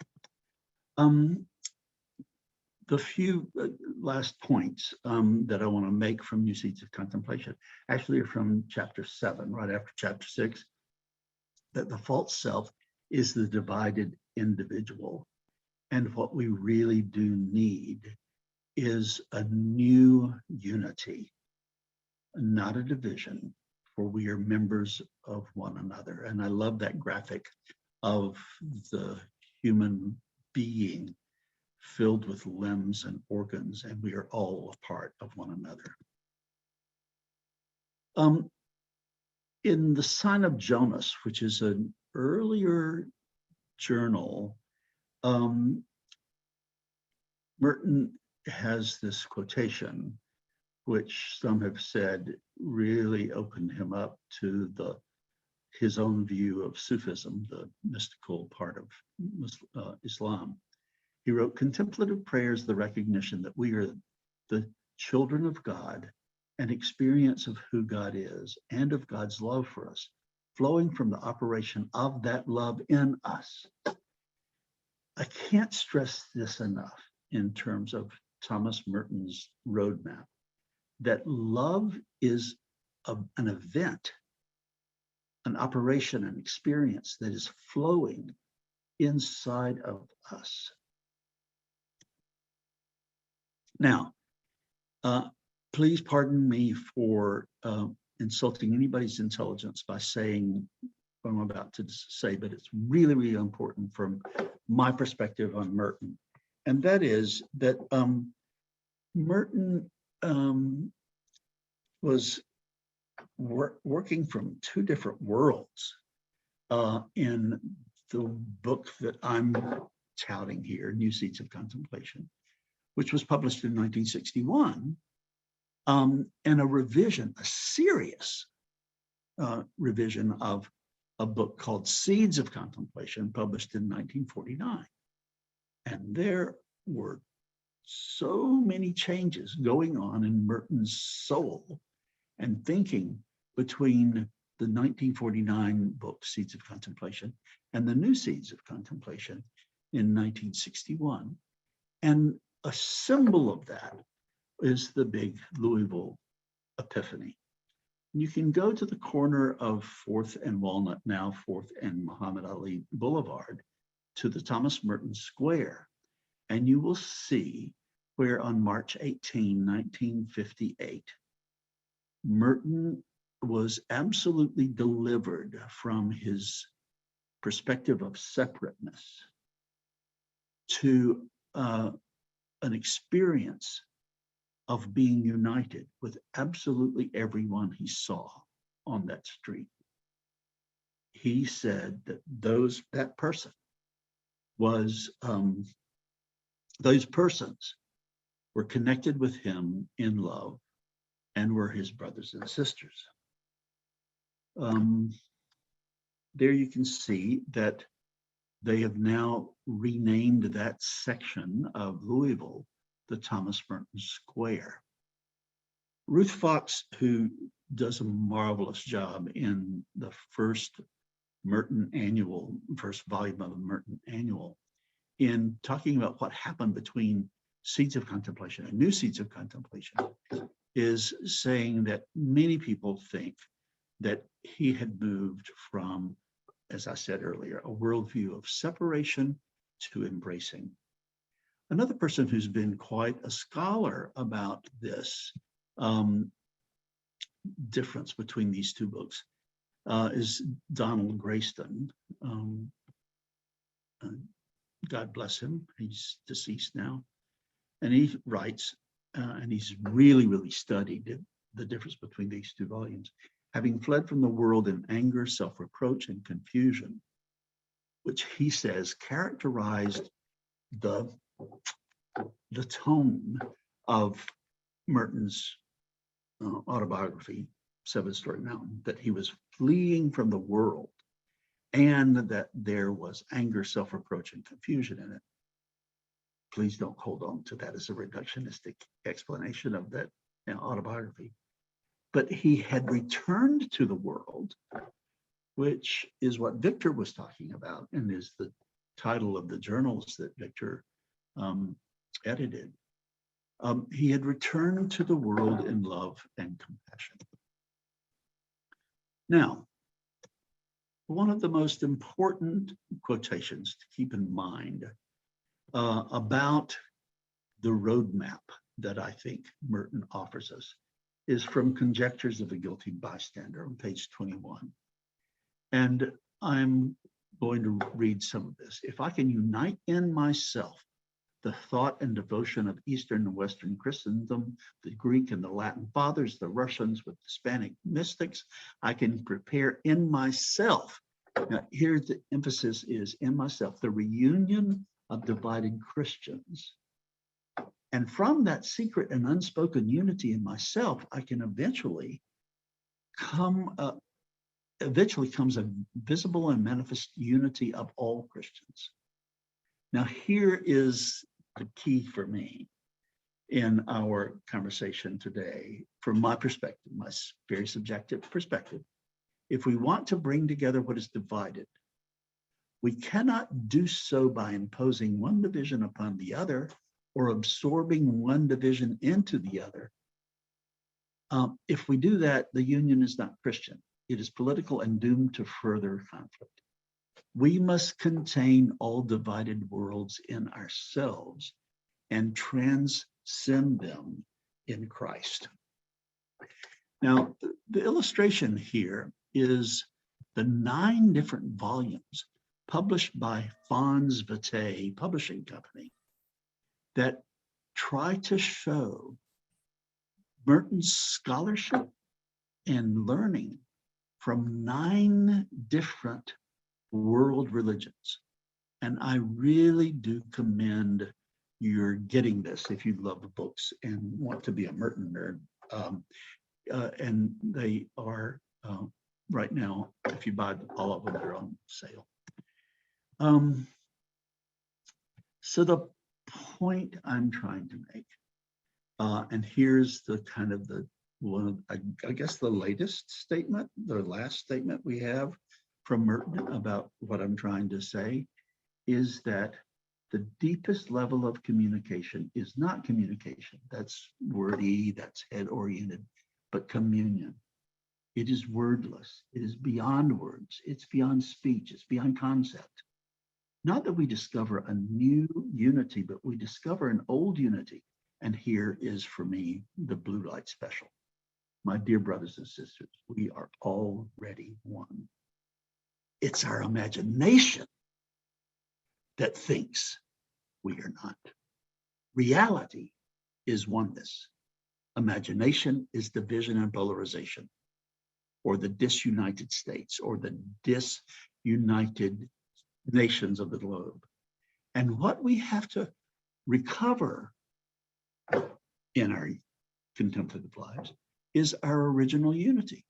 What we have to be is what we are. And this is a November 1968 photograph of his very famous, wonderful meeting with the Dalai Lama just a few weeks before his death at age 53 on December 10, 1968. Now, one of these books in the 9 volumes is about Merton and Sufism. And I'm going to close by just quoting from one article in there that Merton is kind of reviewing, but I think also applauding a book by Reza Arastey, a Sufi, called Final Integration in the Adult Personality. Just like Keating, he thought that there was such a thing as contemplative therapy, and he was calling for spiritual maturity, which calls for the transformation of the entire mentality. And it's about rebirth, transforming one's entire mentality in Christ. And here's one of my closing slides. Final integration is what it's all about, according to this Sufi he's quoting. It implies the void, poverty, and non-action which leave one entirely docile to the spirit, and hence a potential instrument for unusual creativity. mean, what he's going for is making, calling for us to make ourselves at the putting ourselves at the disposal of the Spirit, which is going to lead to all sorts of unusual creativity. As oops, that was too fast. Nevertheless, that's probably a sign from God that I need to wrap it up. But interestingly enough, he's hearkening back to an idea from Julian of Norwich, who was the earliest surviving English language writer, who was a woman born in 1343, who said the love of God creates in us such a oneing that when it is truly seen, no person can separate themselves from another person. And in the sight of God, all humans are one, and one person is all people, and all people are in one person. And I love the fact that nature is showing and illustrating all of that. On the right is a photo of Pando, the one tree forest in southern Utah. It's the largest one organism on the planet, 106-acre root ball, 54,000 stems, but actually the same plant of quaking aspen, and all this amazing Southern Ring Nebula that was shown to us this past Tuesday by the James Webb Space Telescope. So the here is disunitedness. The roadmap is contemplative discovery of the true self, which is our salvation. And the way we get there from here is the contemplative transformation of our lives into oneing. Thank you.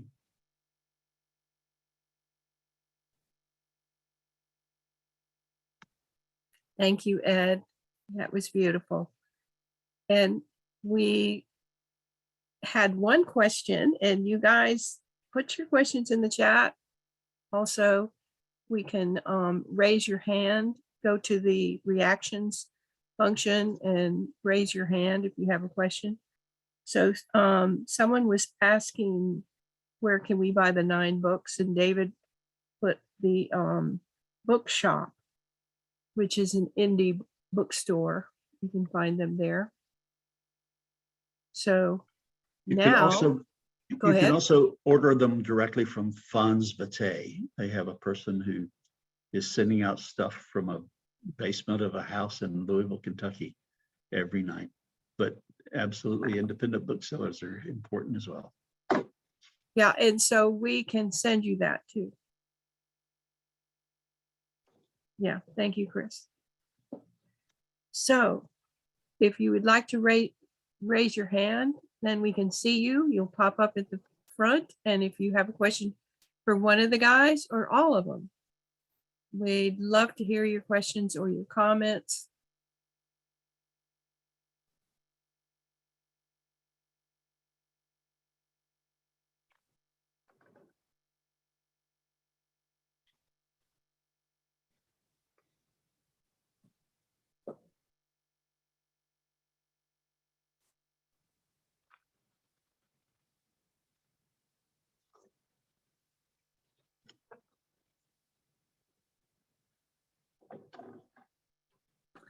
Yes, Michael, unmute yourself.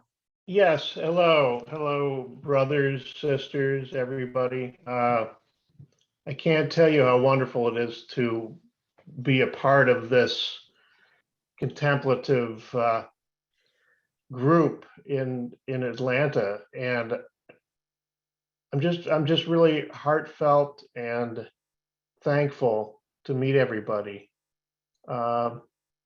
I'm on a great journey myself, and I'm just really, I feel blessed to be here and to listen to the wisdom of your brothers. And I want to stay in touch with every one of you. I would really like that. So thank you very much. Thank you.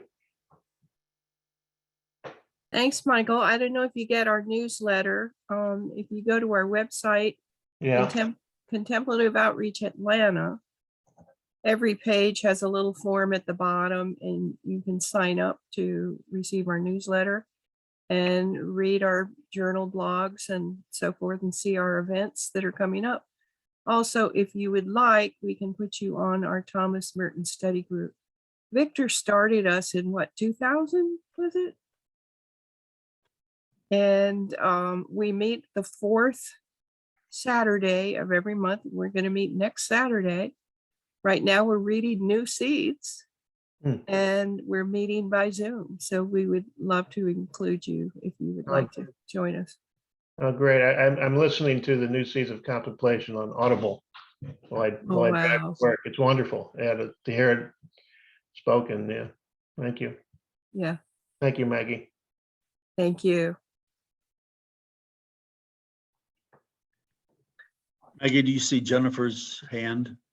No, but I see Sharon. Jennifer, did you disappear? Jennifer, I think they would like for you to press the electronic, Right. Yeah, that's Jenny. She's from Atlanta. So Yeah. Go, Jenny. Thank you. David, when you said, I have no idea where I'm going, that thought that, somebody can have, but it does have a sense of direction. I couldn't help but that just really resonated with me, because when my husband died, that's exactly how I felt. I felt like I didn't have, I didn't know where I was going, but I knew that the Spirit would be guiding me somewhere, but it didn't occur to me that I did have a sense of direction because of the Spirit. I was just so caught up on, I guess, the grief of losing my husband and not knowing who I was anymore or where I was going, that it didn't occur to me that I really did have a sense of direction in my life. And that was very profound for me. And thank you. And I just really enjoyed everybody's comments, by the way. This has been fantastic. Thank you. Thanks, Jenny. And Sharon. Hi. Can you hear me? Yes, we can. Okay. Well, I guess I don't have any picture up. There I am. The disunited states. That's the second time in a week that I've heard that term. And it occurs to me that I want us to be united. Do we pray for that, or do we kind of dance with the tension without trying to direct? Does that make sense? As a question for David? It makes perfect sense. Maggie, should I respond? Yes, please. It makes perfect sense to me, Sharon. And I think that Merton's response to that is that the unity that you seek and the countercultural, to use David's term, to the disunited states, is to make sure that they are united inside you. The interior work is the most important work, it seems to me, for leaders. Just to quote Merton again from that Sufism book. And everybody on this screen is a leader. And we have to start with ourselves. And we have to, and it can only come through the gift of contemplation, to unite inside ourselves all the differences we are experiencing with other people. I'll never forget the day I came out of my hour of contemplation in the morning and knew that I had to write onto my prayer list all the people who absolutely irritated me, annoyed me, and threw me into anger, who were in political office. And when I started doing that, I think that was a gift, to have that idea or to have that movement or call. And life has been different since I've been praying for, and I'll just put my cards on the table, Donald Trump daily and some other folks. Oh, amen. That's really wonderful. Could I Thank share you. something? Yes. Yes. Go for it. You know, I think of, I forget who the great person was that said that hatred is never solved by hatred, but by love alone is healed. And that our country is definitely splintered. And, you know, Father Keating's terms, we're in the mythic membership, everybody allegiance to their groups without being able to to see the blind spots in their allegiances to whatever their groups may be. But within all of that, you know, we do share a common humanity. And what do? I think what I do a lot what you were just saying. I pray for Donald Trump every day. I pray for Joe Manchin. I pray for these people. And I think, what do we do? Oh, well, I don't know the right thing, but I know that love is the right thing. So I try to send that love into the world. Just radiate. Try to feel that love within my heart, because we are all one. They are all one in some way that we don't understand, and that we have to love them and send out that love and radiate it over and over and over again. By love alone, it is healed. Well, Amen. it just Thank speaks to a sadness deep inside of me that, wow, I guess I need to just be sad. It's Yeah. okay. So David and Victor, do you have any comments? Victor, you're muted.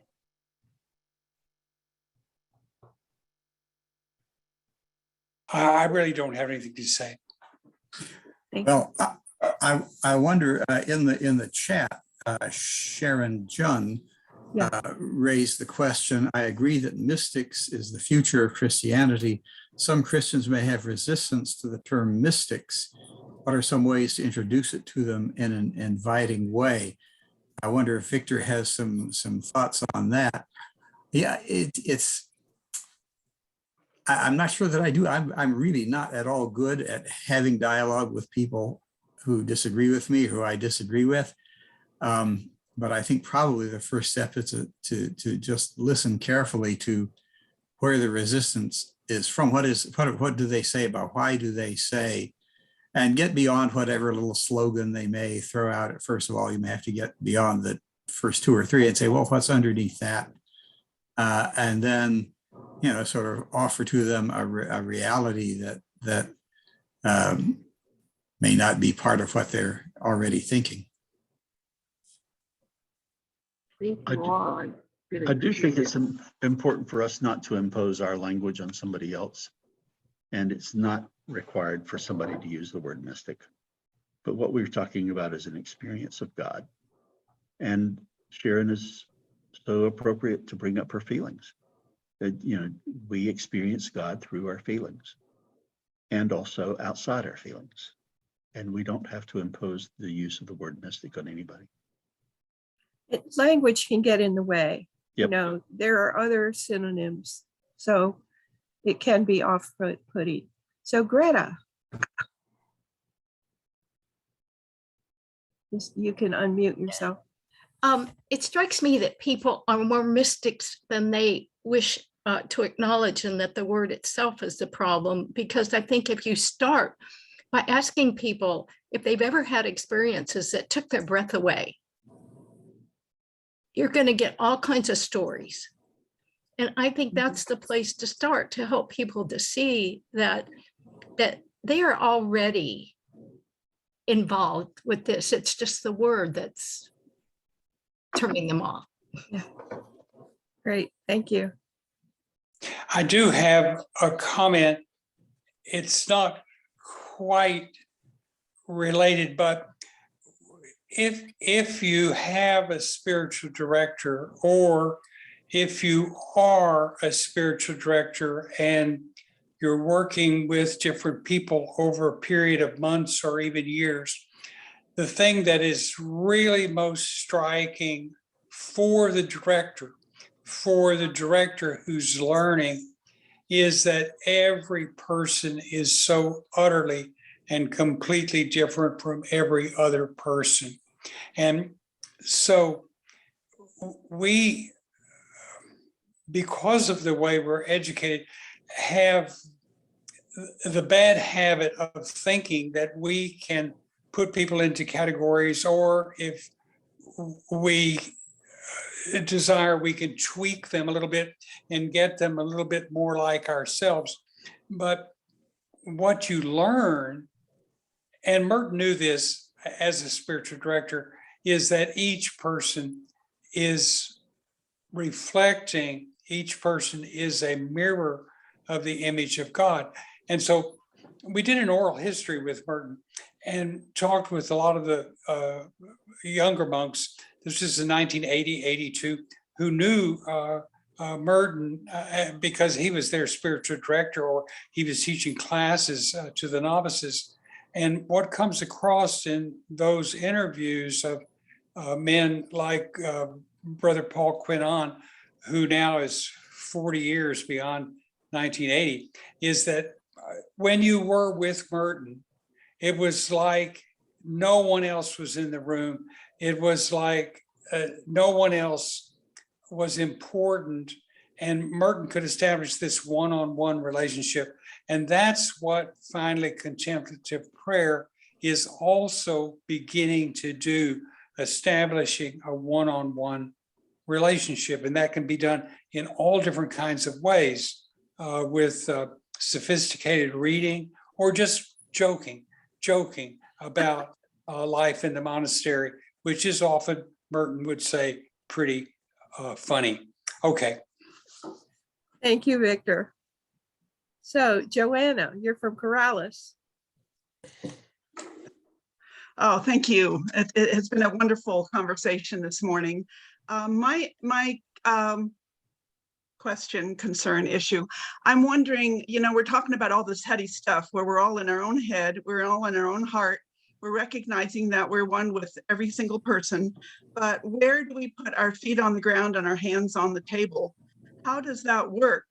I myself, I'm trying to reach out to different denominations as such. I've recently gotten involved with the Methodist Church helping. I'm not a member, not interested in becoming a member of the church. But it seems to me that people that are already involved in theology in churches would be a possible germination place, if you would, a nursery to kind of grow this oneness concept that we're also interested in. And I'm just wondering, what are your opinions on that? Go for it, guys.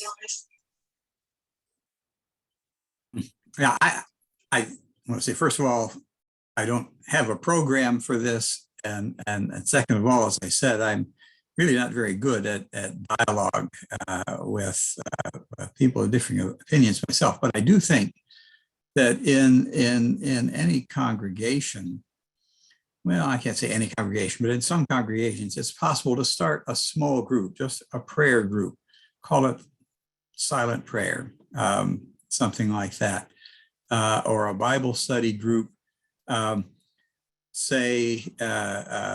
and looking at the more activist side of it, a Bible study group focusing on the teaching of Jesus about poverty or about insiders and outsiders and so forth. And draw a few people that way and start a conversation. I'm involved with a couple of congregations that have some very activist persons in them. Oftentimes, a particular congregation will have its own personality. It may be a very activist congregation, or it may have other types of features, and you kind of can start there, and maybe sort of try to grow a contemplative side channel, or something like that. And deal with questions as they come up. Joanna, and when you posed this in the chat, you said you talked about the usual churches, and I think that's a really good way of putting it. I'm hopeful that usual churches are going to become unusual, in the sense that we'll see more differentiation among parishes and congregations that works differently in different types of ecclesiastical structures. But that also that each congregation in its sort of own usualness may find out what's unusual there and fertilize that, grow that a little bit. But it's going to vary a lot from one type of Christianity to another. But we are seeing it in contemplative outreach centering prayer groups. Yes. They are not all Christian.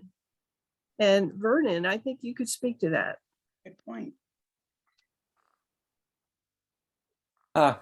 Well, the answer to that question is difficult. I'm not an awful good outgoing person who puts myself out there or can bring things up to other people.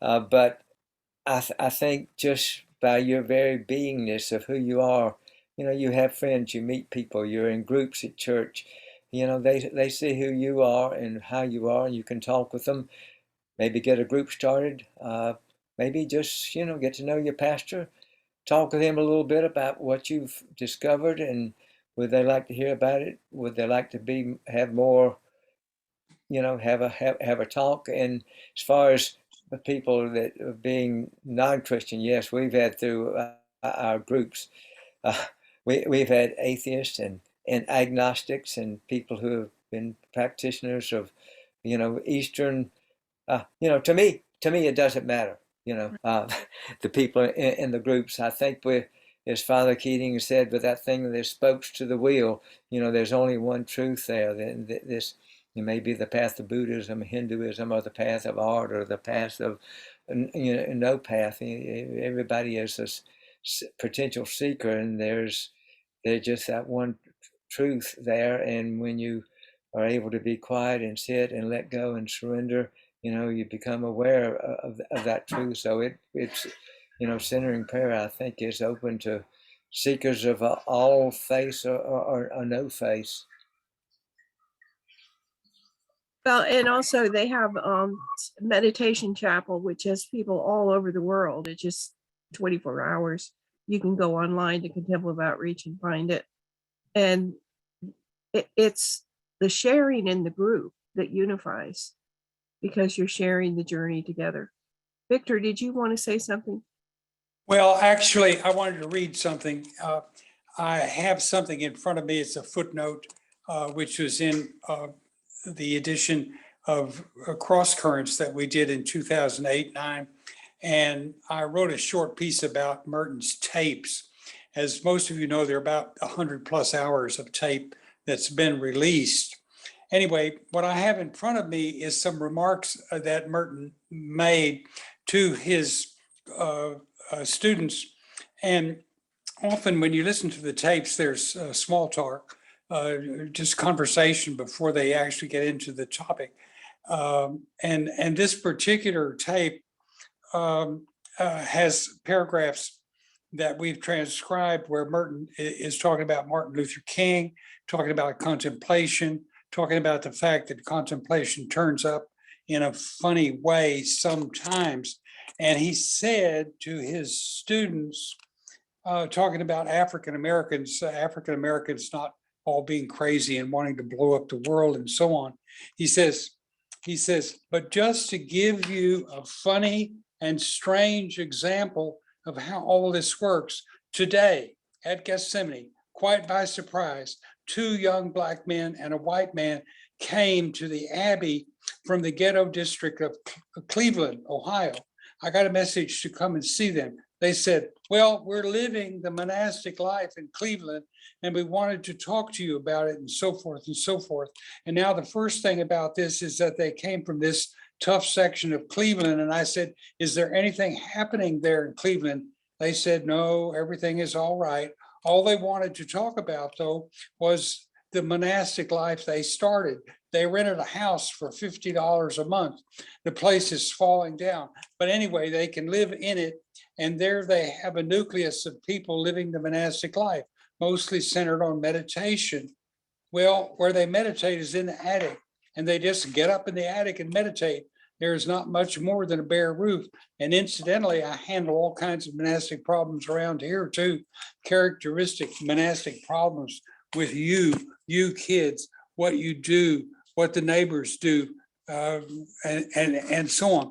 So, I mean, Merton's making the point that these guys just wandered into Gethsemane one day, the day before his class, and they're living a contemplative life in a ghetto in Cleveland. They don't know anything about centering prayer. They don't know anything about transcendental meditation, but they are mystics. That's what it's all about. So Randy, what is your question? Thank you. It's more of an observation than a question, because a lot of people have sort of, I think there's a groundswell of trying to figure out what is a mystic. And in my early days of centering, I fell in love with mystics. Everyone from Julian of Norwich to Meister Eckhart and contemporary. Through wisdom teachers like Richard Rohr, I began to see what a mystic was. To me, from what I saw, it's a divine experience, an intimate experience with God, coming out of that experience and speaking a different way. And the way they speak is they have the words of Jesus. And what I mean by that is this. Jesus, if you look closely at his verbiage, at what he has to share, it's paradox played out over and over. You know, if you're slapped on one cheek, turn the other cheek. You begin to see that paradox is holding two things in tension, but being at peace with it. And those people that I have seen that have experienced God so intimately start to speak like this. They have this paradox doesn't throw them. In fact, they embrace it, they accept it. And that speaks to the unity of all in all, you see? And they've been able to connect dots, and it gives them a freedom. So when I experience a mystic, an everyday mystic around us, and we're surrounded by them, it challenges me to embrace that unity in all, freedom that God wants to give us. But I need to have that intimate relationship that they have. That's the thing that I seek most. And that's what contemplative prayer has allowed me to enter into. That's beautiful. Thank you, Randy. You're describing non-dual. So anybody have some comments?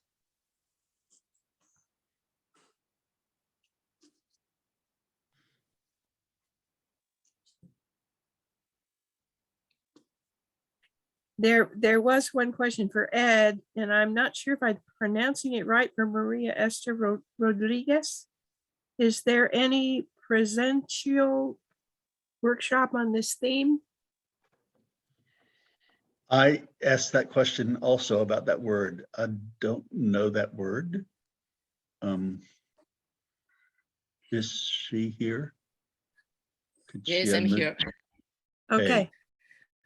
Go ask your this question. has been beautiful. Okay. Yes, I have seen a lot of great ideas. I love each of your ideas. And I would like to know if there's a workshop, a presential workshop on this that I could go 2 or 3 days, something like that, on this thing about the different religions or about the contemplative thing. I'm not aware of one. Maggie, I always look to Maggie Winfrey because I think she's the center of the quiet center of the turning world. But Mary Somerville is here, and she's in the midst of the Thomas Merton International World. She may know. I think the internet went a little bad. Can you repeat it? Yeah, I was just referring to two of our resources who are here in the meeting, because I think they would know better than I. Farah So Buck I, is, yeah, Mary? I just wanted to say in response to Maria, that in Coleman, Alabama, the Sacred Heart Monastery has regular introductions to centering prayer. There are all kinds of programs that they offer. Beginners, advanced contemplative prayer, lots of workshops. Okay. And I could add, at the Cistercian Monastery in Conyers, for years, they've had good retreats, and often retreats about contemplative prayer, or I myself have done retreats at Conyers focusing on particular books, New Seeds, or particular journals like Sign of Jonas. And so the Conyers Monastery is getting ready to open up again. It's been closed during the pandemic, but probably in the fall, schedules will be released for in-person retreats at Conyers. You could look on And I can tell you how to get to that. the internet, right? Okay. Sure. So our You can write it. No, our newsletter, Contemplative Uh-huh. Outreach Atlanta, has a newsletter, and we feature the retreats have been on Zoom through the monastery until now, or until the fall. But we also have several events that are going on, and Paul did a introduction to centering prayer workshop, and it's on our YouTube channel. And you can access that. That will get you into centering prayer. That's an introduction to centering prayer workshop on Zoom. And there's all kinds offered through Contemplative Outreach International. So I can send you lots of links.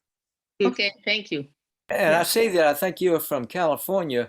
You know, if you go to Contemplative Outreach, your local Contemplative Outreach group, whatever, wherever that is, they'll have various types of workshops and retreats that are being offered in your area that you're probably going to find something that you'd be interested in.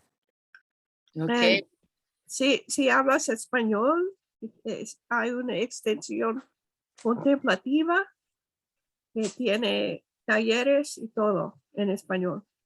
Ah, gracias. Si hablo prefieres. español. Sí, Puede soy ser de- cualquiera de los dos, and I live in Mexico, so I can go wherever. Sí, soy de Panamá. Okay, Sí. gracias. Okay. De nada. So, any other questions? I wanted to highlight one that Chris Thompson raised in the chat before I think he had to leave. I wonder if the speakers have any ideas about how we address the growing merger of Christianity and nationalism in this country, in the USA. People in Ireland and Mexico have their own situations. How do we help others uncouple these two ideas in our society? I think that's a really important question. One thing I would say is, as Vernon said, we pray for the politicians that aggravate us the most. It's a long list.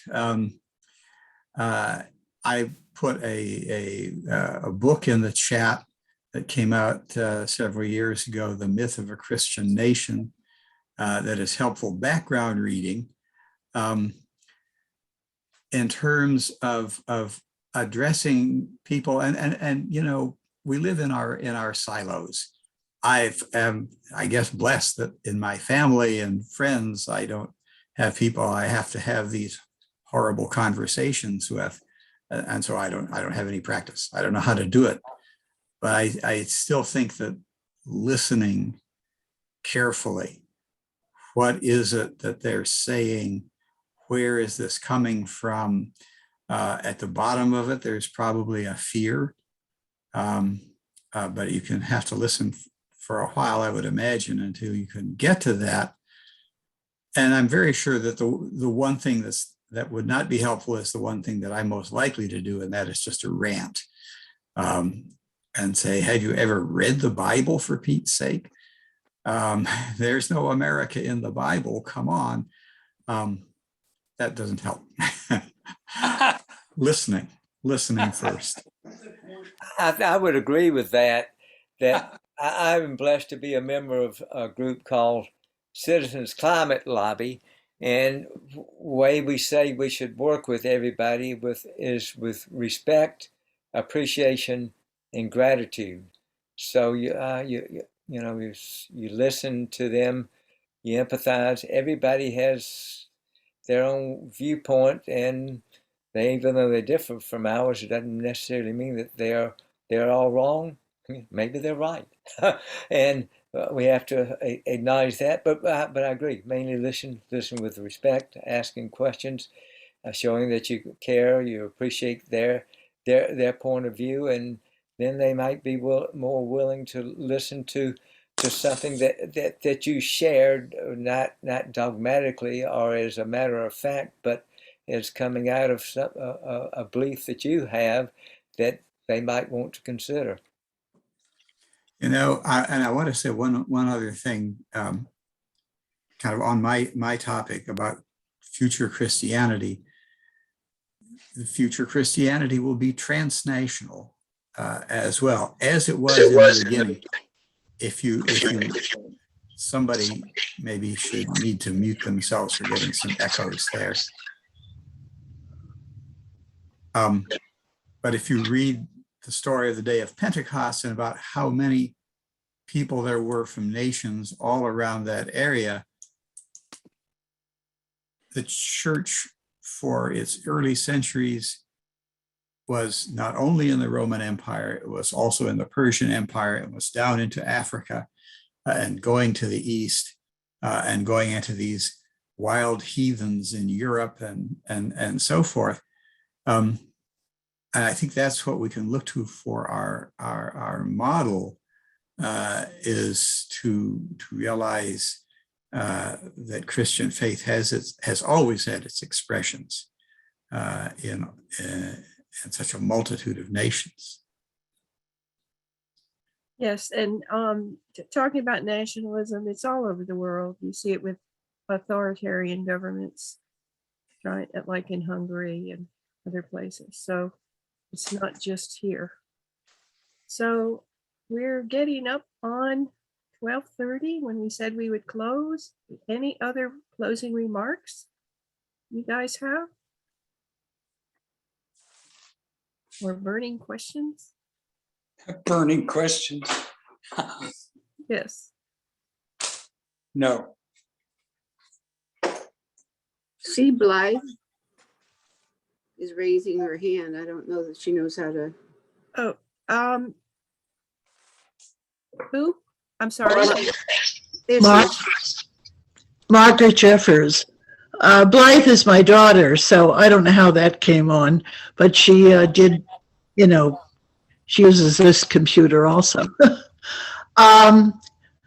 Just to answer what you were talking about just now, there were two words that popped into my head, and one is silence, and the other is love. And kind of that's what Vernon was talking about, kindness, respect, compassion. Being a good example.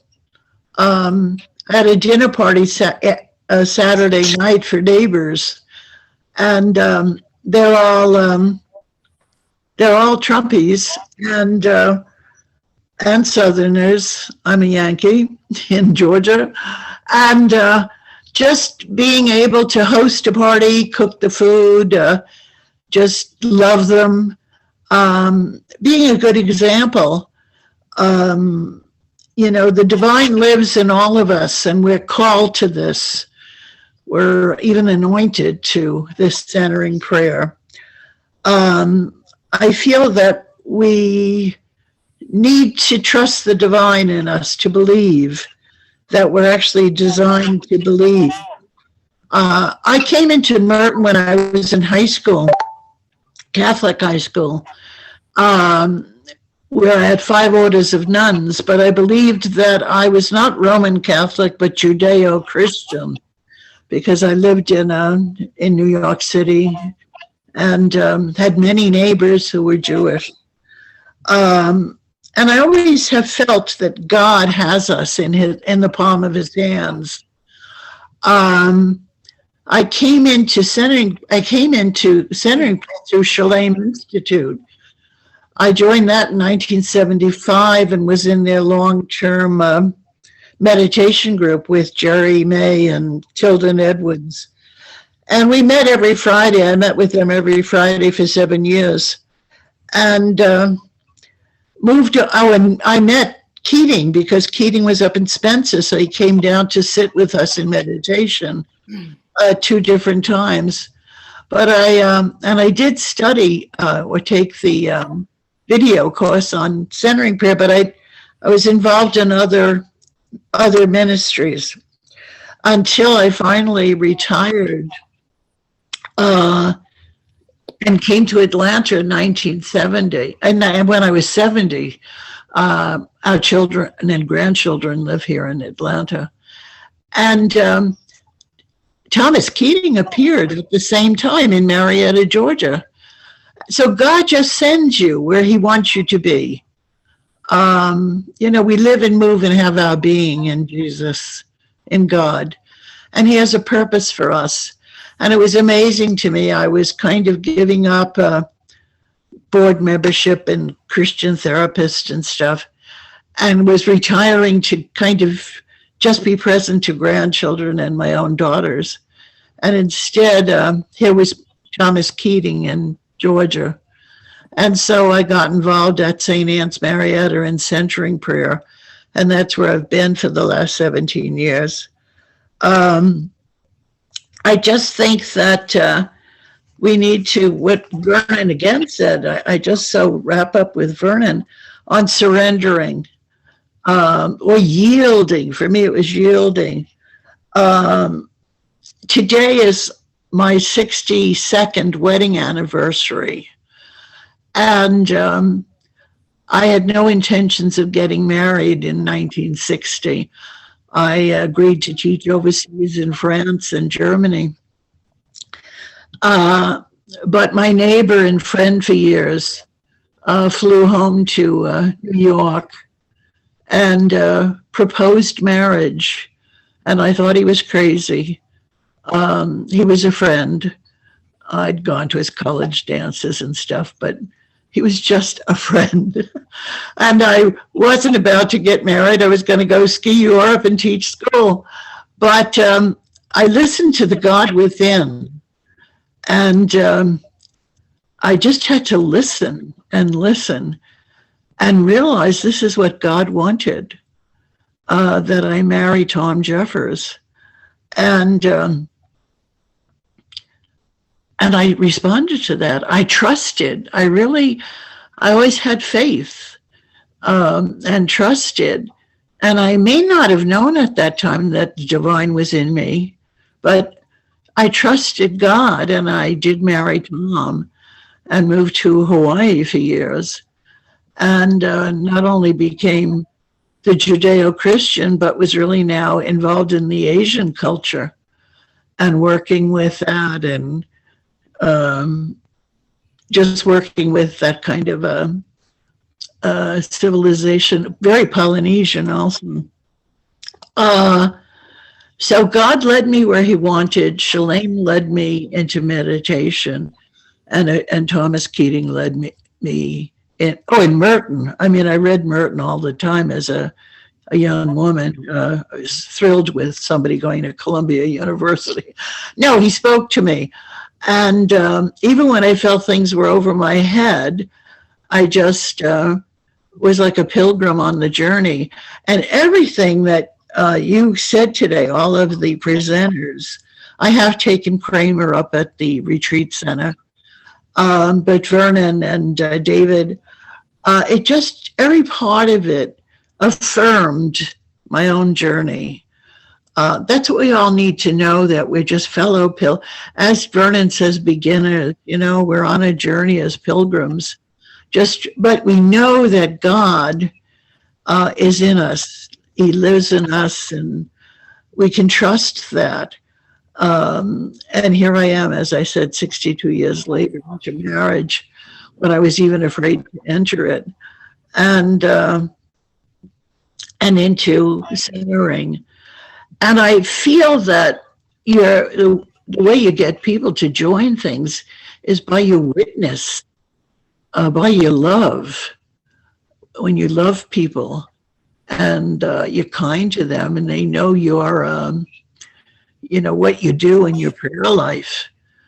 And I did this in Cursillo for like 40 years, bringing Cursillo from the Catholic to the Protestant, to Texas, to many places around, and to the teenagers. And even now I'm more involved. I'm chaplain to the seniors at St. Anne's, but I'm more involved with suicide in teenagers. I am a licensed therapist. Margaret, thank you so much for sharing. Congratulations on your wedding anniversary. I would like to add that as a senior, I'm 87, with all my aches and pains, when I get out of bed in the morning and I go into centering prayer and I breathe, I do have a word, but I'm more of a breather. And I just breathe healing into all my aches and pains or whatever. And throughout the day, with any challenges I have, I breathe. And I'm also caring for my husband, who's had several strokes and illnesses and has some dementia. And that requires a lot of breathing, a lot of centering. Yeah. No, really, it's a challenge. No, we know. Yeah. Okay, thank you. Thank you, Margaret. And Maria, ¿qué pasó?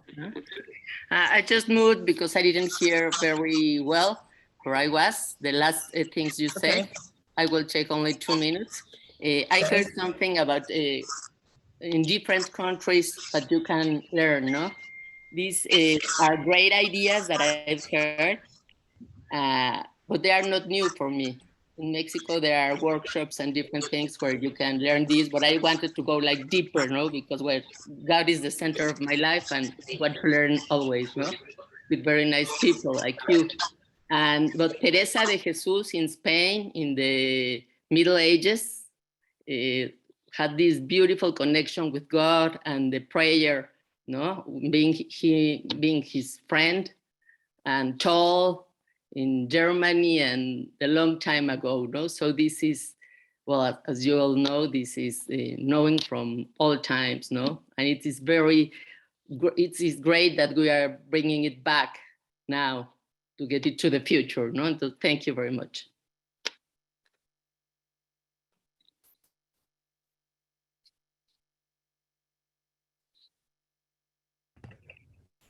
You're muted, Maggie. And Michael, did you have a comment?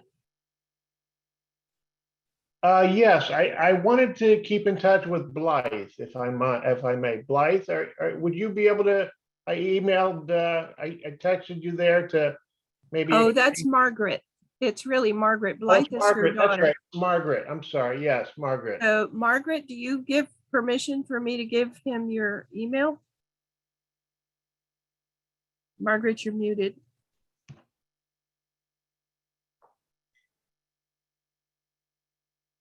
Yes, I do, of course. Okay, I'll connect you by email. Thank you. Thank you, Margaret. Thank you, Maggie. I also wanted to add that on Sundays, Maria, on Sundays, I do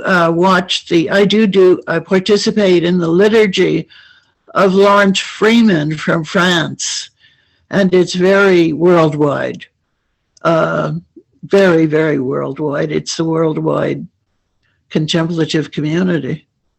And so I think you would like that.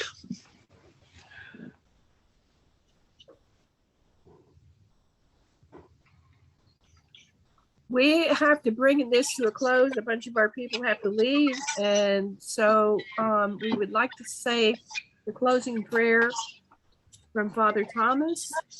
Humans are fully capable of becoming God, not in the fullest sense of the term, but in a very real way, where the light, life, and love of God are pouring through them, channeling a source of healing, compassion, and reconciliation wherever they go and whatever they do.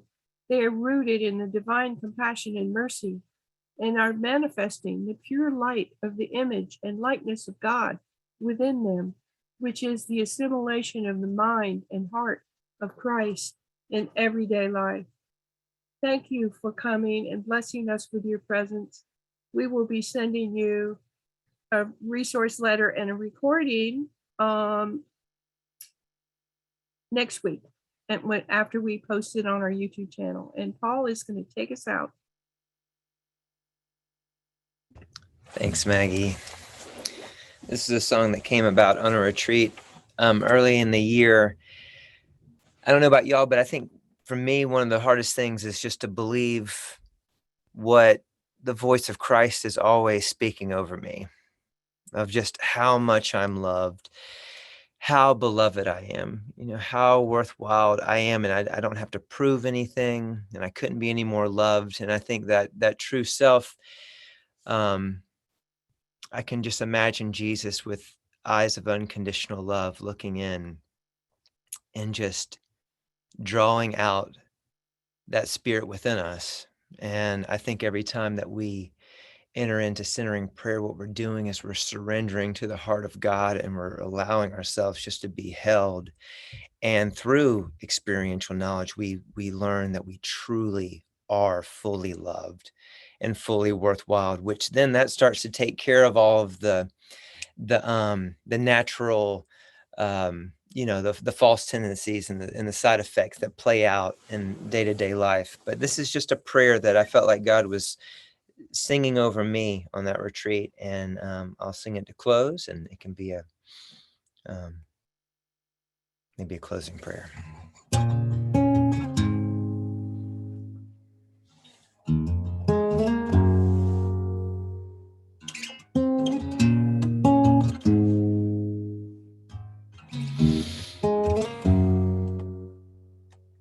Oh, just breathe into who you already are. Oh, just breathe into who you already are. Oh, just breathe into who you already are. Oh, just breathe into who you already are. You are love.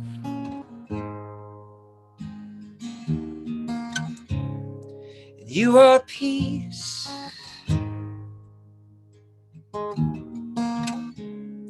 And you are light.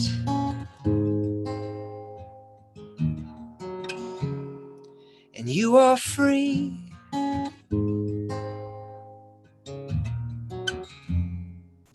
So just breathe into who you already are. Oh, just breathe into who you already are.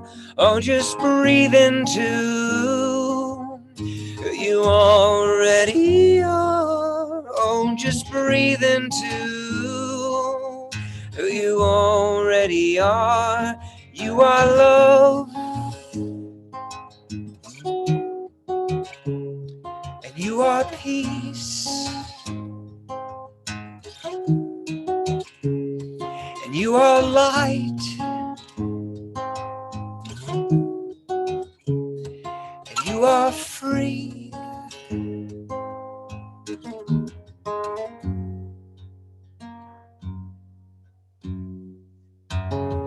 I've been right here with you all along.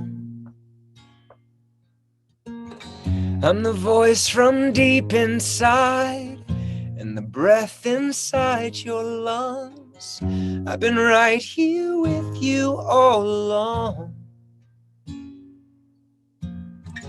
Can you hear me calling now from the place where you belong?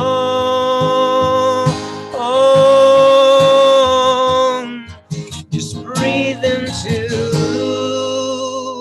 who you already are. Oh, just breathe into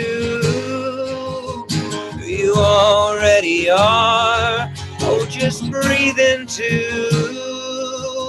who you already are. Oh, just breathe into who you already are.